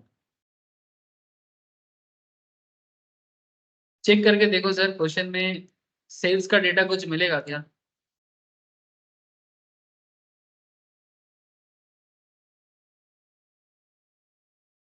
कोई मुझे बता सकते हो कि सेल कितना है? 100 करोड़। कैसे? 2.5। Total asset turnover ratio. Asset turnover ratio क्या होता है? Sales by total assets. Sales by total asset. Sales by total asset. Yes sir. तो 2.5 बाय टोटल एसेट कितना है? 40 करोड़। तो 2.5 बाय 40 करने से आया 100 आ गया। नहीं 2.5 into 40 होगा सर। तो फिर डिवाइड क्यों बोला तुमने? Sir sales by total assets को डिवाइड करेंगे तब टर्नओवर रेशियो आएगा। सेल्स बाय टोटल एसेट को डिवाइड करोगे तो टर्नओवर रेशियो आएगा। समझे सर कुछ? हाँ, यस सर। एक्चुअली ये रेशियो का एक फॉर्मूला है जिसमें asset turnover ratio equals to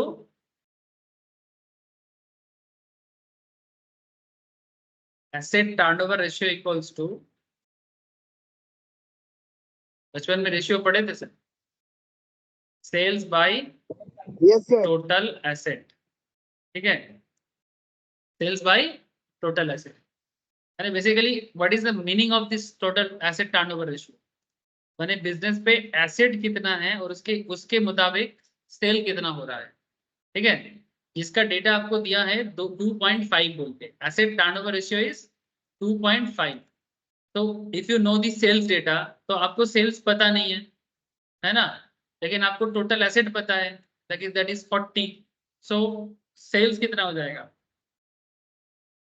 2.5 into हो जाता है 100 crore. Very good sir, Gopal ने बहुत पहले ही बता दिया भाई, मैं उसका फॉर्मूला ही ढूंढ रहा था कि वो क्या फॉर्मूला बता रहा है। ठीक है, तो सेल्स बाय टोटल एसेट माने कितने टोटल एसेट पे बिजनेस कितना सेल कर रहा है उसको बोलते हैं एसेट टर्नओवर रेशियो। जैसे रेशियो का डिटेल्स चैप्टर एक आता है सर, मैं करवा दूंगा आप लोगों को, जिसको भी रेशियो जो भूल गया है वो भी याद आ जाएगा, और रेशियो के थ्रू से आप बहुत सारे बिजनेस का डेटा इंटरप्रेट कर सकते हो। ये फाइनेंशियल मैनेजमेंट का ही पार्ट है, तो मैं करवा दूंगा सर आपको, तो डोंट वरी अबाउट दैट। अगर कोई भूल गया तो हाहुताश ना करें, हाय हाय हाय हाय क्या होगा मेरा, जाने क्या होगा था हमारे। चलो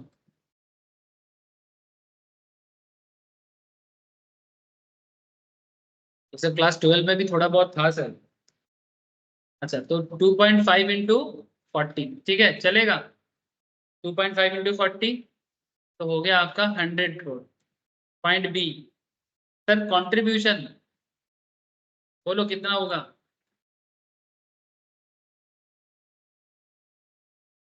कंट्रीब्यूशन कितना होगा?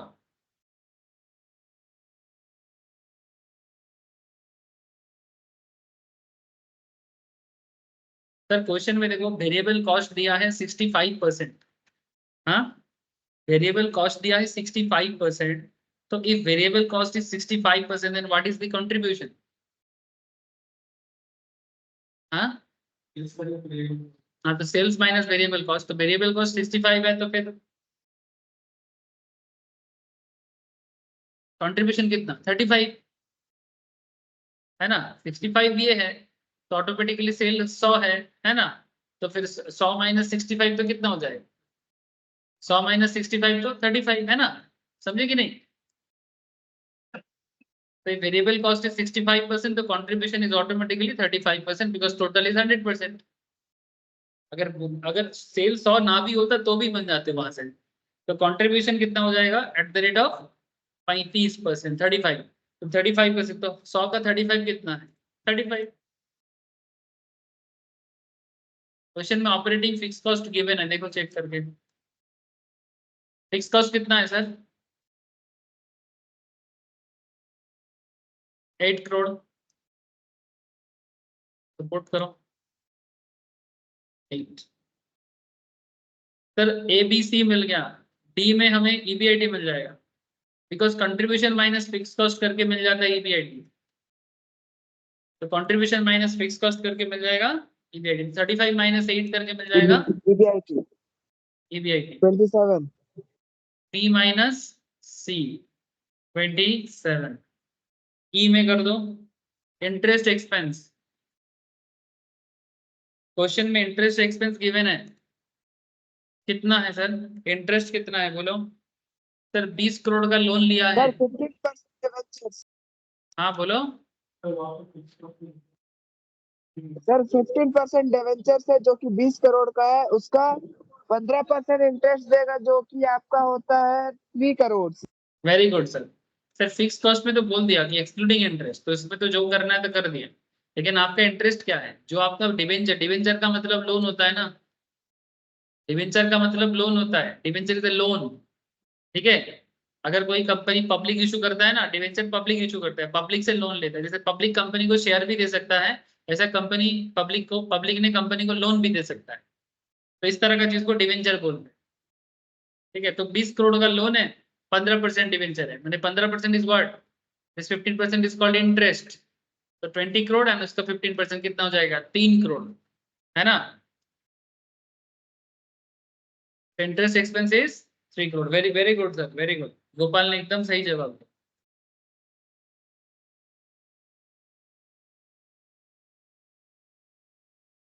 3 करोड़। बाकी लोग भी बताओ सर, मुझे सिर्फ गोपाल का ही आवाज आ रहा है। पीबीटी, तो ईबीआईटी से इंटरेस्ट माइनस होगा तो कितना होगा सर, पीबीटी। तो 27 माइनस 3 करके पीबीटी मैंने profit before tax, that is 24। बस क्वेश्चन में पूछा क्या था, ईपीएस चाहिए, ऑपरेटिंग लेवरेज चाहिए, फाइनेंशियल लेवरेज चाहिए, और क्या चाहिए, कंबाइंड लेवरेज चाहिए। तो क्या करें सर, पीबीटी जब मिल गया तो पैड भी मिल जाएगा। पीबीटी मैंने प्रॉफिट बिफोर टैक्स और पैड मैंने प्रॉफिट आफ्टर टैक्स। सर कैसे मिलेगा, कैसे मिलेगा, टैक्स 40% दिया है, ठीक है। तो अगर मैं 24 करोड़ मेरा बिजनेस का प्रॉफिट बिफोर टैक्स है, तो 40% अगर इनकम टैक्स है तो बचेगा कितना, 14.4 करोड़। मैंने अगर मैं बोलूँ कि पैट एट द रेट 60%, तो चल गलत बोलो, गलत तो नहीं होगा। 24 का जितना 60% होता है वही उसका पैट होता है, जो कि मुझे 14.4 करोड़ आ जाता है सर, है ना। Very good sir. तो पैड मिल गया आपको। सर अगर पैड मिल गया तो क्वेश्चन में नंबर ऑफ शेयर भी गिवन होगा, कितना है नंबर ऑफ शेयर, बोलो मुझे कितना नंबर ऑफ शेयर है इसका, 1 crore, 1 crore. Very good sir. तो अगर 1 करोड़ शेयर है और प्रॉफिट आफ्टर टैक्स आपको पता चल गया है तो ईपीएस क्या होगा, रुपीज 14.4, मतलब वेरी गुड 14 सर, रुपीज 40 पैसे। Very good sir. ईपीएस मिल जाएगा आपका, मैंने 14.4 करोड़ प्रॉफिट को नंबर ऑफ शेयर से डिवाइड कर दो, तो 14.4 जब नंबर ऑफ शेयर में 1 करोड़ से शेयर से डिवाइड होगा तो क्या बनेगा, अर्निंग पर शेयर बनेगा, पर शेयर 14 टका 4 पैसा, है ना। 14.4 रुपीज, है ना, इसको ऐसे बोलो 14.4 रुपीज, समझ में आया। हाँ क्या मैं समझा नहीं?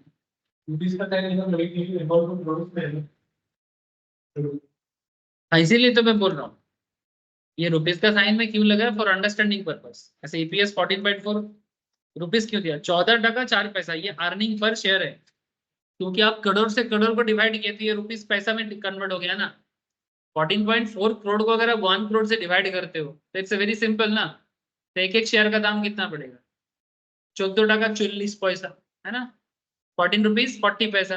ये देखो इसी तरह से बड़े बड़े कंपनी का डेटा भी इसी तरह से मिलता है सर, मैं कोई अजनबी काम नहीं कर रहा हूँ।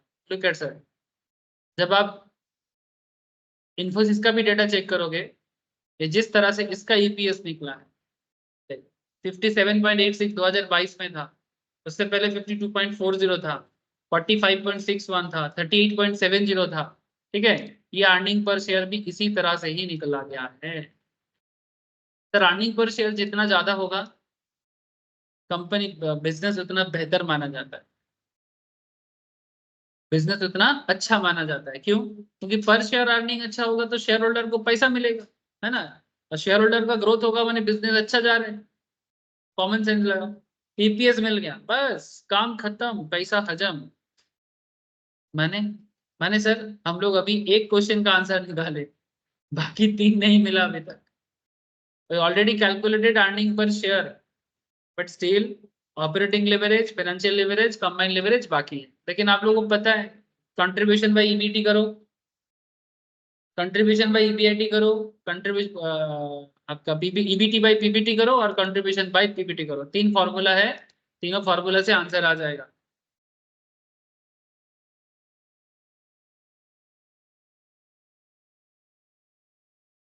सर हाँ बोलो। DOL 1.3, हाँ DFL 1.13, DCL 1.46। DFL कितना बोला sir? 1.3। 1.125. 125 sir very good sir. 1.13। 1.125 हाँ ठीक है 1.125 या 1.13 दोनों ठीक है। ठीक है 2 के यस बाद सर, 5 यस है सर, तो आप 3 भी लिख सकते हो। ठीक है यस JKL सर। कितना है? DCL DCL DCL P by F ना 1.46। Contribution by PBT yes sir, 1.46। Yes sir. আমার অঙ্ক কি করবি? হ্যাঁ তো কি বলেছিলাম? वाह सर बोलो।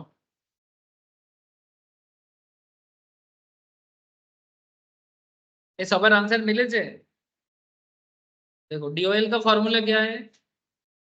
Contribution by EBIT। ठीक है मैं फॉर्मूला भी लिख देता हूँ। कंट्रीब्यूशन बाय EBIT ऑलरेडी आप कैलकुलेट कर चुके हो और नंबरिंग करके करोगे तो ज्यादा बेहतर होता है सर। अच्छा कंट्रीब्यूशन बाय EBIT इधर हो जाएगा EBIT बाय PBT। एक कारक म्यूट नहीं रहे, किसी का म्यूट नहीं है। किसका? अंकिता अंकिता হ্যাঁ মিউট কর বাবু, বাড়ির ব্যাকগ্রাউন্ডের আওয়াজ আসছে। যদি বাড়িতে কথা বলছিস মিউট রাখ। Contribution by EBIT by PBT and last वाला क्या होगा? Contribution by contribution by PB। ठीक है या फिर DOL इंटू DFL करके भी आ जाएगा। अगर आप 1.3 इंटू 1.125 करोगे तो भी आपको 1.46 मिल जाएगा।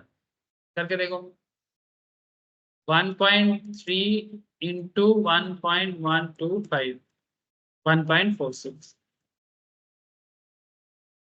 चलो सर इंटरप्रेट करो, इंटरप्रेट करो। क्या इंटरप्रिटेशन? बाज की नजर, क्या बाज का नजर क्या बताता है?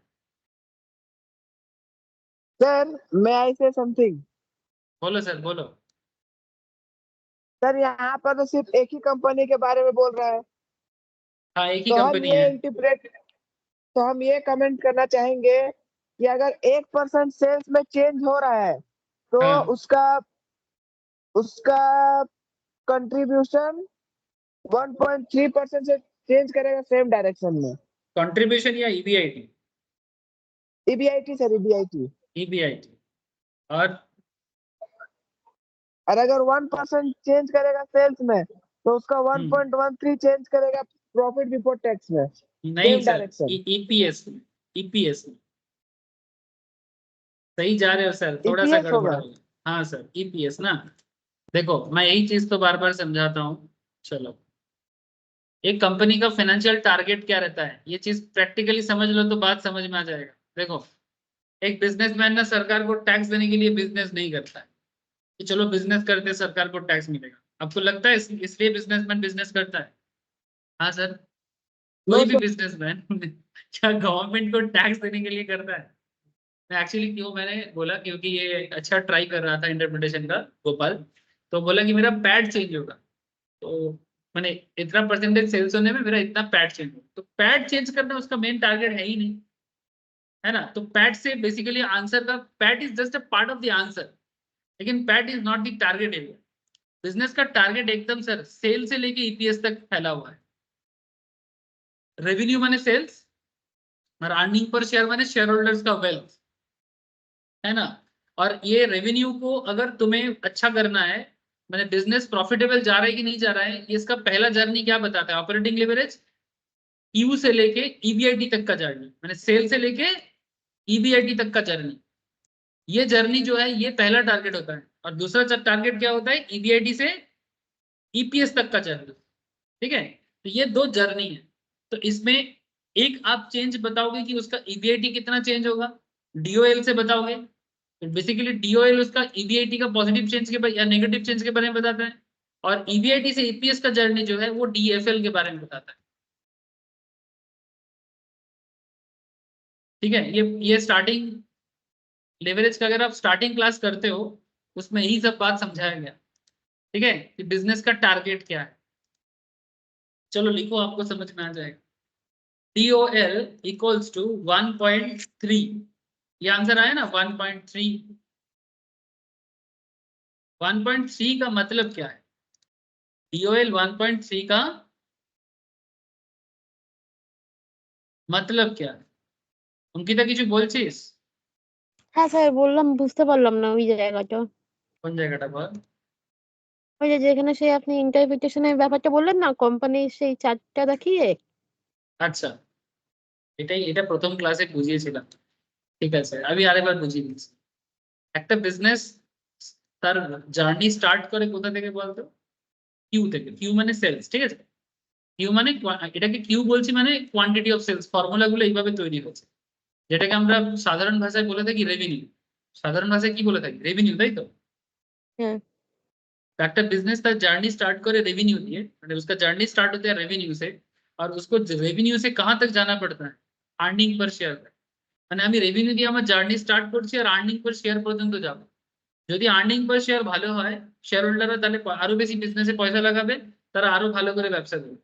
তো বিজনেসে যে অপারেটিং লিভারেজ থাকে সেটা রেভিনিউ থেকে ইবিআইটি পর্যন্ত জার্নিটাকে ডিনোট করে। পিবিআইটি বা ইবিআইটি, সেটাকে ডিওএল দিয়ে ডিনোট করা হয়। মানে বিজনেসে যদি রেন্ট থাকে, ডেপ্রিসিয়েশন থাকে, এইগুলোতে অপারেটিং লেভারেজ থাকে। তো যে বিজনেসের রেন্ট কে ভালো করে ম্যানেজ করতে পারবে সে বিজনেসের বেসিক লেভেল প্রফিটটাকেও ম্যানেজ করতে পারবে। আর যে বিজনেসের লোন রাখবে, পিবিআইটি থেকে কি লেস করে পিবিটি পাই বলতো? পিবিআইটি থেকে ইন্টারেস্ট লেস করে পিবিআইটি পাই, বুঝেছিস তো? পিবিআইটি থেকে ইন্টারেস্ট লেস করে পিবিটি পাই, তার মানে যে ইন্টারেস্ট কে ভালো করে ম্যানেজ করতে পারবে সে পিবিটিটাও ভালো ম্যানেজ করে। তাহলে যার পিবিটি ভালো হবে তার নেট ইনকাম ভালো হবে, নেট ইনকাম ভালো হলে ইপিএস ভালো হবে। तो এই জন্য এখানে একটা सिंपल कॉन्सेप्ट यहाँ पर एक डिस्कशन होता है सर, कि रेवेन्यू से लेके पीबीआईटी का जर्नी होता है डीओएल का जर्नी, और पीबीआईटी से लेके पीबीआईटी या पीबीआईटी से लेके ईपीएस का जर्नी जो होता है ये होता है डीएफएल का जर्नी।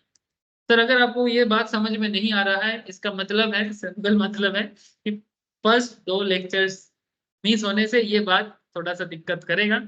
तो इसलिए क्या करना होगा, डिटेल्स एनालिसिस वहीं पर हुआ है सर। मैं वहां पर डिटेल्स में बोल के रखा कि what is DOL and how to interpret DOL, and what is DFL and how to interpret DFL. बहुत लोग सोचते हैं कि थ्योरेटिकल बात है, नहीं, इट्स नॉट थ्योरी जस्ट। वहां पर मैंने फॉर्मूला वाइज लिखाया, अगर आप उस चीज को पढ़ते हो और उसको लिख लिख के पढ़ते हो ना, जैसे मैंने लिखा के रखा, आपका पूरा दिमाग खोल जाएगा कि आखिर बिजनेस होता क्या है। অঙ্কিতা একটু আমি ক্লাসটা শেয়ার করব, প্রথম দুটো ক্লাস অবশ্যই একটু আগে শুনে নিবি, ঠিক আছে? হ্যাঁ নেক্সট উইকের মধ্যে, তাহলে এই যে প্রবলেমটা যেটা মনে হলো এই প্রবলেমটা কেটে, ঠিক আছে? তারপরেও যদি বুঝতে না পারিস আমি আবার বুঝিয়ে দেব, ঠিক আছে? হ্যাঁ। তবু আমি কিছুটা বলার চেষ্টা করলাম। ছিল এটা তো ফাইনাল ক্লাস চলছে লিভারেজের, ঠিক আছে, असुविधा হবে না, শিওর বুঝে যাবে। अच्छा, तो इंटरप्रिटेशन क्या है? डीओएल, जैसे कि जो गोपाल ने बताने का कोशिश किया एग्जैक्टली वैसा ही बोलना है, बट गोपाल थोड़ा सा गलत कर बोल दिया, बट ट्राई बहुत अच्छा किया। कि 1.3 means that if sales change by 1%, EBIT will change by 1.3%। फिर से मैं इस चीज को समझा रहा हूं सर। एक चीज तुम देखो, गौर से देखो, प्रैक्टिकली बता रहा हूं, please focus sir. Look at the Infosys revenue, 3 साल का डेटा चेक करो सर। 2021 में इन्फोसिस का रेवेन्यू देखो कितना है, 1,02,670 सब करोड़ में है सर, ठीक है, सब करोड़ है। 1,02,673 करोड़। तो जिस साल रेवेन्यू इंक्रीज हुआ है, तो क्या ईबीआईटी इंक्रीज हुआ है? 26,000 करोड़ का इसका ईबीआईटी था। 22 में 1,23,000 करोड़ का रेवेन्यू है, तो पीबीआईटी कितना है? 30,000 करोड़ का और 23 में 1.5 लाख 1,49,000 करोड़ का रेवेन्यू है, तो पीबीआईटी है 33,000 करोड़ का। सो जब रेवेन्यू इंक्रीज कर रहा है, जब रेवेन्यू इंक्रीज कर रहा है, यू कैन इजीली थिंक कि पीबीआईटी और ईबीआईटी भी सेम डायरेक्शंस पे चेंज कर रहा है। तो अगर बिजनेस का ऑपरेटिंग Yes, sir. लेवरेज, अगर बिजनेस का ऑपरेटिंग लेवरेज पॉजिटिव 1.3 है, तो इसका बहुत सिंपल इंटरप्रिटेशन है कि if sales change by 1%, EBIT will change by 1.3% in the same directions. माने अगर सेल 1% में नेगेटिव होता तो EBIT भी 1.3% में नेगेटिव जाता। अगर सेल्स 1% में पॉजिटिव गया है तो EBIT भी 1.3% में पॉजिटिव जाएगा। बात समझ में आ रहा है? जो बात मैं स्टार्टिंग में बोला, लोन बुरी बात नहीं है if you can manage, rent बुरा बात नहीं है इफ यू कैन मैनेज। इसको बोलते हैं, वो एक गाना है ना, जिगरा है टाइगर, किसी गाने का लाइन है, हाँ जिगरा है टाइगर। में पूरा गाना याद नहीं आ रहा है बट ऐसे एक लाइन है। तो बिजनेसमैन का ना जिगरा टाइगर वाला होना चाहिए, बिना जिगरा का बिजनेस नहीं हो सकता। पैसा मार्केट में लगा के अगर अंदर में डर पैदा हो जाए कि क्या होगा क्या होगा क्या होगा, तब बहुत मुश्किल हालत हो सकती। लेकिन अगर आपको ये समझ में आ जाता है कि क्या होगा नहीं, बहुत बेहतरीन कुछ हो सकता है, ठीक है, तो ये आपके लिए बहुत बेहतर काम करेगा। समझ में आ रहा है?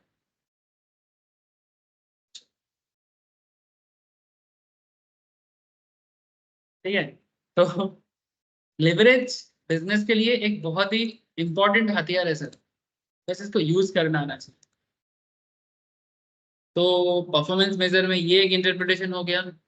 दूसरा एक इंटरप्रिटेशन क्या होना चाहिए, चलो, financial leverage equals to 1.125 means that if EBIT माने profit, if EBIT change by 1%, EPS will change by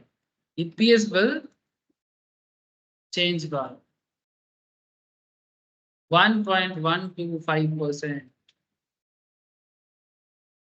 in the same direction.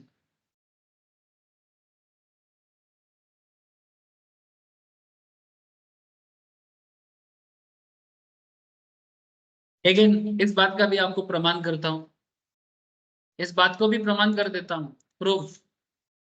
चलो, हम लोगों को तो हर बात का प्रूफ चाहिए ना सर, हम लोगों को चाहिए नहीं होता है बट आप जबरदस्ती बताते रहते हो। चलो ठीक है, जिंदगी में जबरदस्ती अगर टीचर बहुत कुछ सिखाता है ना, जिंदगी में बड़ा काम ही आता है सर। कहाँ चला गया भाई कंपनी का डेटा? ये देखो EBIT देखो, इन्फोसिस का EBIT देखो sir. Sir PBIT EBIT is the same thing, Infosys का PBIT EBIT same thing. Look at sir, PBIT 26,000 crore, 30,000 crore, 33,000। जब PBIT चेंज हुआ है, look at the earning per share. जब 26 था तो अर्निंग पर शेयर 45.61 था। जब 30,000 हुआ तो 52.40 हुआ। जब 33,000 करोड़ हुआ तो 57.86 हुआ। क्या समझा सर? यस सर, इसीलिए बिजनेस का प्रॉफिट बढ़ने से उसका अर्निंग पर शेयर भी बढ़ता है।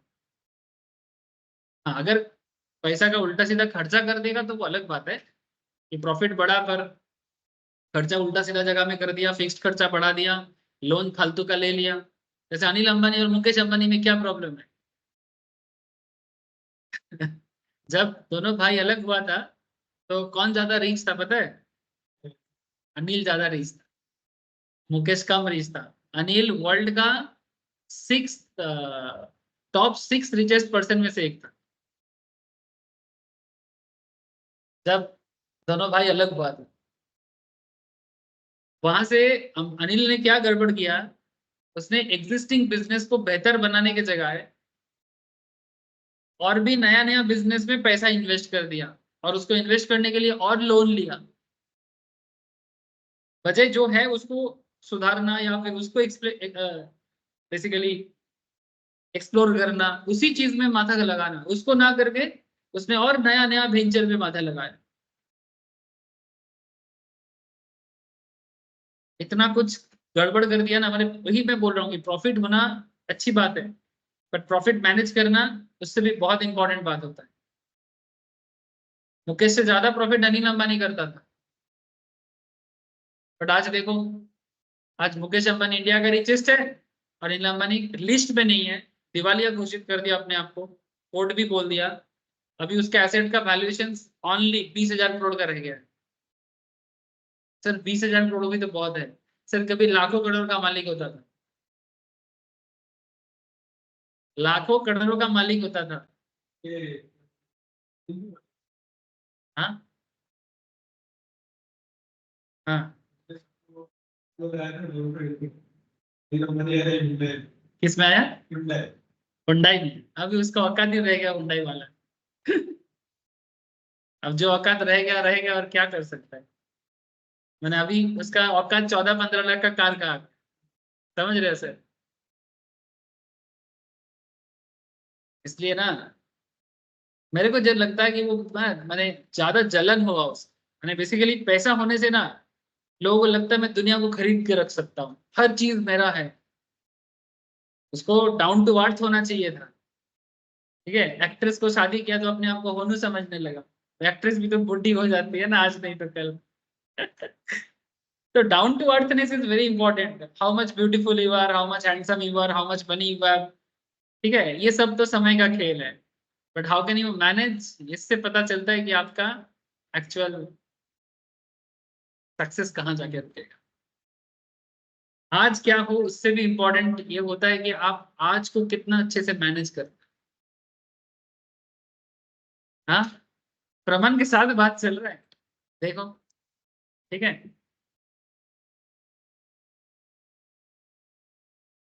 एक गाना, हिंदी गाना था, बोले गोरे रंग पे तू इतना घमंड ना कर, गोरा रंग तो दिन में ढल जाएगा। ठीक है, मैंने समझ रहे हो सर, बात गोरा रंग सर का नहीं है। अमिताभ हाँ। बच्चन वाला, अरे अमिताभ मैं तो, बच्चन का है ना। हाँ, अमिताभ बच्चन का ही किसी मूवी का गाना होगा। ठीक है, गोरे रंग पर तू इतना घमंड ना कर, गोरा रंग तो दिन में ढल जाएगा। तो बेसिकली मैं इसको गोरा रंग पे भैया बात सर नहीं दो कर। दिन मेरा मेरा मतलब यह है कि तुम्हारे पास जो भी दिया है ना ऊपर वाले ने, ठीक है, तुम उसको अगर सोचोगे कि सारा चीज तुमने किया, तो तुम तो भाई गए। बोले सर मैं नहीं किया तो कौन? ठीक है, मैंने फिर आपको रैप आएगा याद, मैं नहीं तो कौन वे। लेकिन प्रॉब्लम है कि मैं नहीं तो कौन वे ना करके अगर तुम बोलते कि भाई मैं इसलिए क्योंकि भगवान ने मेरे को या ऊपर वाला ने मेरे को अपॉर्चुनिटी दिया है, तो तुम्हारे अंदर में कंपैशन आता, डाउन टू अर्थनेस आता, तुम उसको अच्छा मैनेज करते, शायद गलती से बच जाते। प्रॉब्लम होता है जब भी आपके अंदर अहंकार जगह कर लेता है ना, फिर वो गोरा रंग हो, पैसा हो, सब कुछ धीरे धीरे क्या होगा, ढल जाएगा। सर आपके साथ भी हुआ है? नहीं सर, मेरा इतना कभी हुआ ही नहीं है, ना तो गोरा रंग ना तो पैसा। जस्ट एक बेसिक चीज, मैं भी थोड़ा थोड़ा रियलाइज करता हूँ, ऐसा बात नहीं है। इंसान अपने आप को थोड़ा एनालिसिस करे, इंटरप्रेट करे ना, तो इंसान अपने आप को भी एनालिसिस कर सकता सर। है। हाँ बोलो सर। सर बागबान पिक्चर इसी के ऊपर बेस्ड है।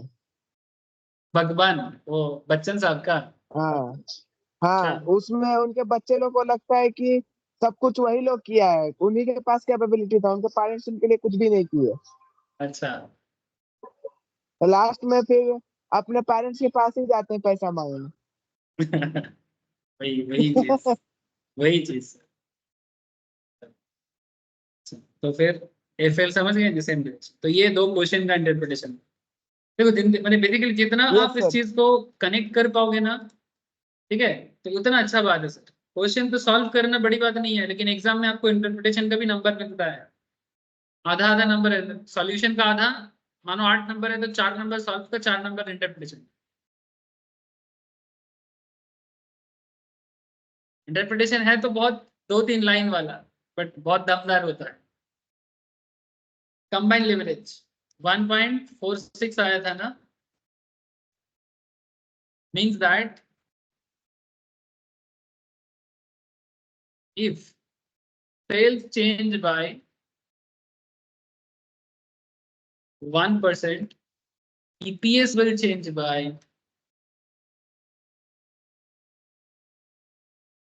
1.46% in the same direction. Again proof देता हूं मैं आपको, फिर से प्रूफ दे देता हूं। इन्फोसिस का सेल्स पॉजिटिव चेंज हुआ 1,02,000 करोड़ से 1,23,000 करोड़, 1,23,000 करोड़ से 1,49,000 करोड़। तो जब सेल से ईपीएस कनेक्ट हो जाता है ना, तब उसको कंबाइंड लेवरेज बोलते हैं। तो सेल्स चेंज हुआ 1,23,000 पे, ईपीएस चेंज हुआ 52.40 पे, ये चेंज हुआ 1,49,000 पे, ईपीएस चेंज हो गया 57 पे। So when there is a change in EPS due to change in sales, ठीक है, और पॉजिटिव है तो पॉजिटिव, नेगेटिव है तो नेगेटिव। सर पॉजिटिव वाला दिखाया, नेगेटिव वाला भी दिखा दो, दिखाए क्या दिखाए, क्या दिखाए, जेट एवरेज दिखा देते हैं।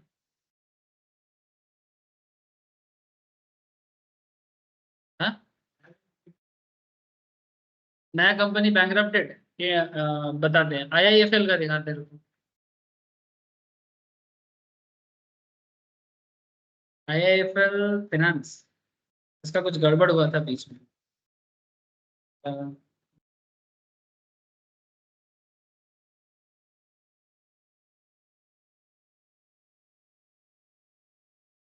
कहाँ है डेटा?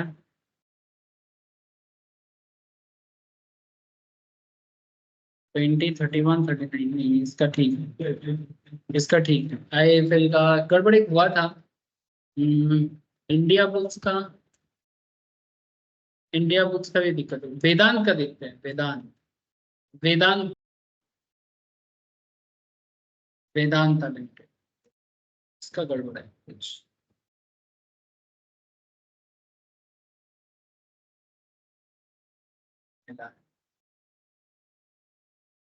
ये देखो वेदांत का देखो, 2021 में रेवेन्यू देखो 91,000, 2022 में 1,38,000 करोड़, 2023 में 1,50,000 करोड़। लेकिन आप एक चीज देखो, इसका प्रॉफिट में इंपैक्ट देखो, 22,000 करोड़, 37,000 करोड़, लेकिन 2023 में 26,000 गिर गया। और जैसे गिरा ईपीएस देखो, कभी 31 था, कभी 50 चला गया था, फिर 28 हो गया।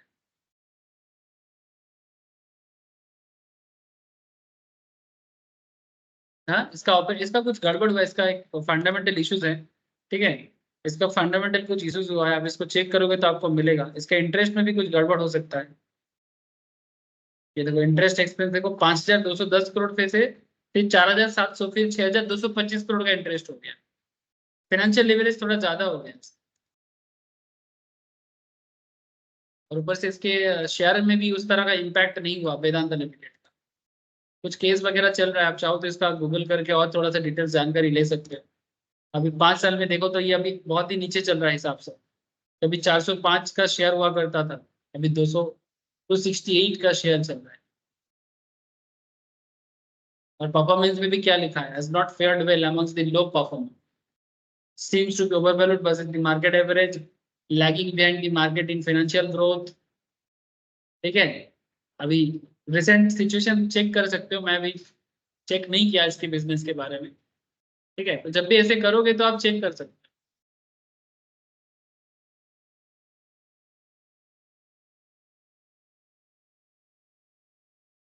चलो अच्छा सर, मैंने कुछ छोटा छोटा क्वेश्चन भी होमवर्क में दिया था, स्मॉल टाइप्स क्वेश्चन।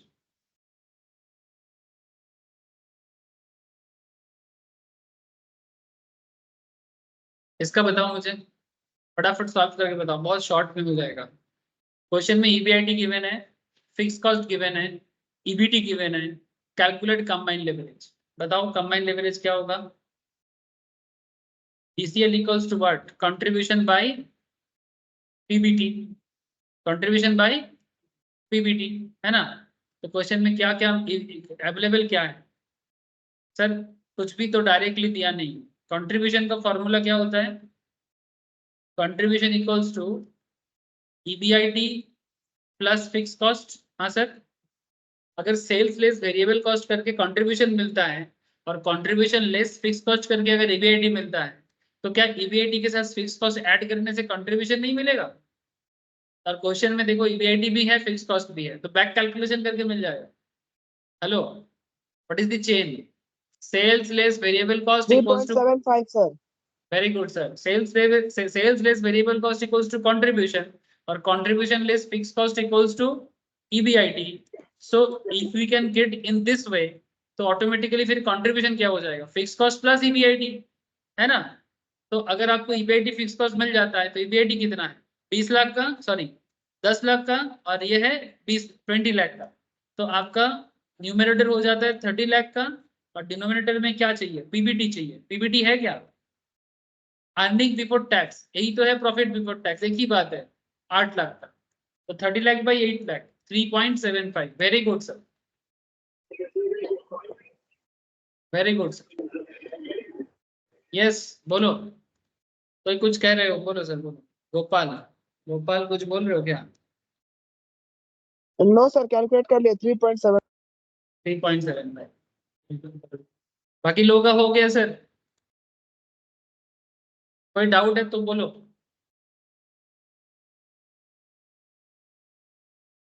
और एक क्वेश्चन दिया था, ये वाला क्वेश्चन नंबर 5 वाला भी बोला था घर पे ट्राई करने के लिए। A firm has sales of rupees 40 lakh, variable cost of 25 lakh, fix cost of 6 lakh, 10% डेब्ट है उसका, मैंने लोन है 30 लाख का, इक्विटी है 45 लाख का।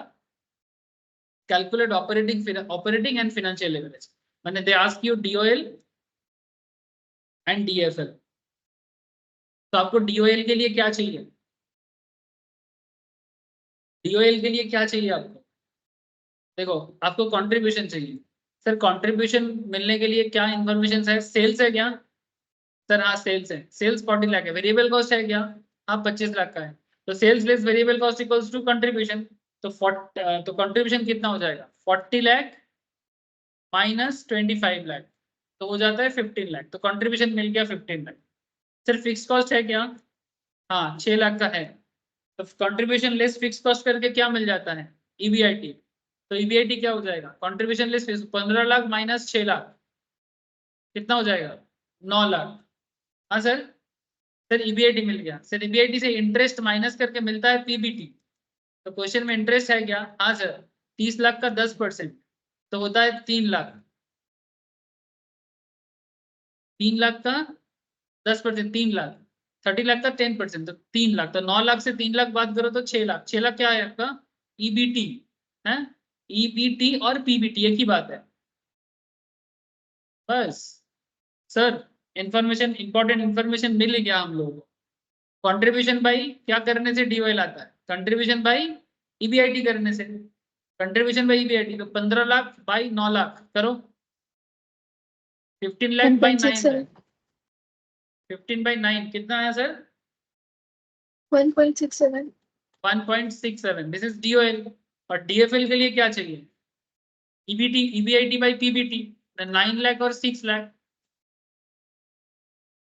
1.5. 1.5। Very good sir. थोड़ा सा प्रैक्टिस रहने से और कॉन्सेप्ट क्लियर रहने से ये सब बच्चा सवाल है। 1.67 और डीएफएल हो जाएगा 1.5। कैसे आया, ये 9 lakh by 6 lakh, EBIT by PBT, this is the formula, है ना। लास्ट और एक क्वेश्चन है, कर लो सर।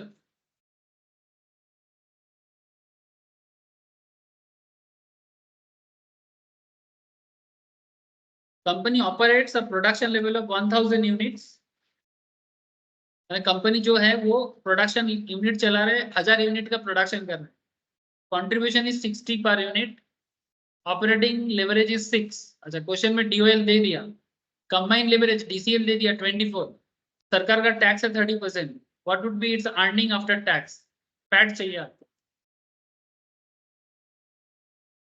पैट पूछा है सर, जो मिला है पहले उससे सॉल्व करते हैं। DOL क्या है, डिग्री ऑफ कंबाइंड लिवरेज मिला है ना।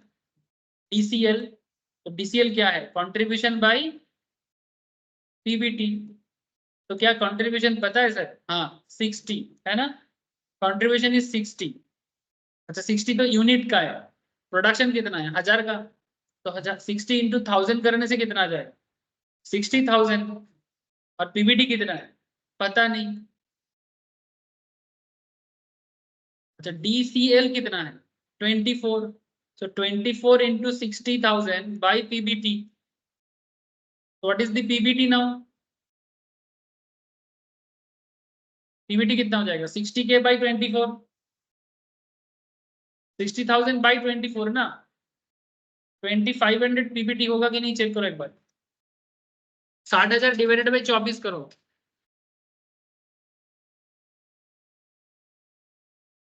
PBT 2500 आना चाहिए। आया क्या सबका? अगर PBT 2500 है और सरकार टैक्स कितना ले रहा है 30%। हाँ बोलो सर।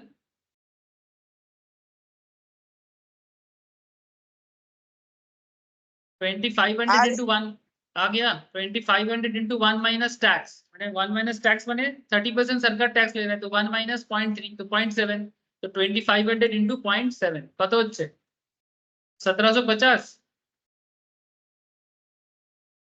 ऐसे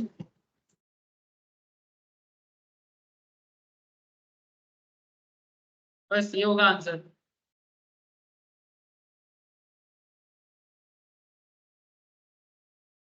this is simple financial mathematics.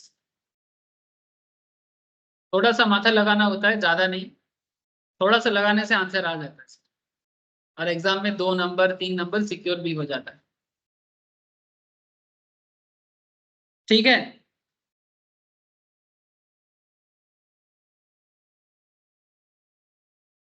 मैं रब करता हूँ सर, आई होप कि आप लोगों ने कर लिया। Yes sir. Okay sir. हाँ हाँ हाँ 1750 17 मैं रब कर दिया तो 1750 होगा। PBT 25 तो आया तेरा, तो PBT 2500 है तो फिर हो जाएगा ना। ये PBT इक्वल्स टू अगर 2500 है तो पैट कितना होगा 2500। अगर मेरा प्रॉफिट बिफोर टैक्स है तो 2500 का 70% करो ना सर। मैंने सरकार को मैं 30% दे दूंगा तो बचेगा 70%, तो 1750 इजी है तो।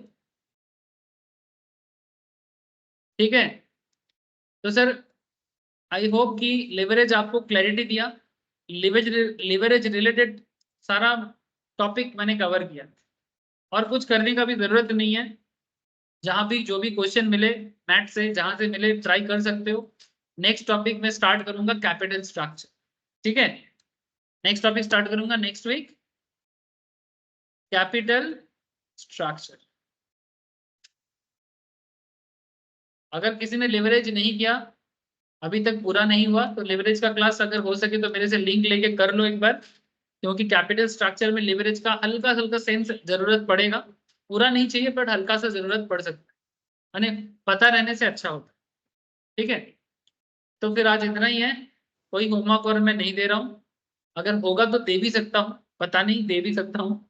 अगर मिल जाए अच्छा क्वेश्चन तो दे दूंगा, अदरवाइज नेक्स्ट वीक मिलते हैं सर FM क्लास। मैंने बाकी दूसरे क्लास में मिलेंगे बट FM में मैं अलग FM है, तो FM क्लास में next week. Thank you sir, good night. Good night. Bye sir, thank you sir, good night sir. Thank you sir, bye thank you sir, Good बाय night. Thank you, sir. sir. Okay sir.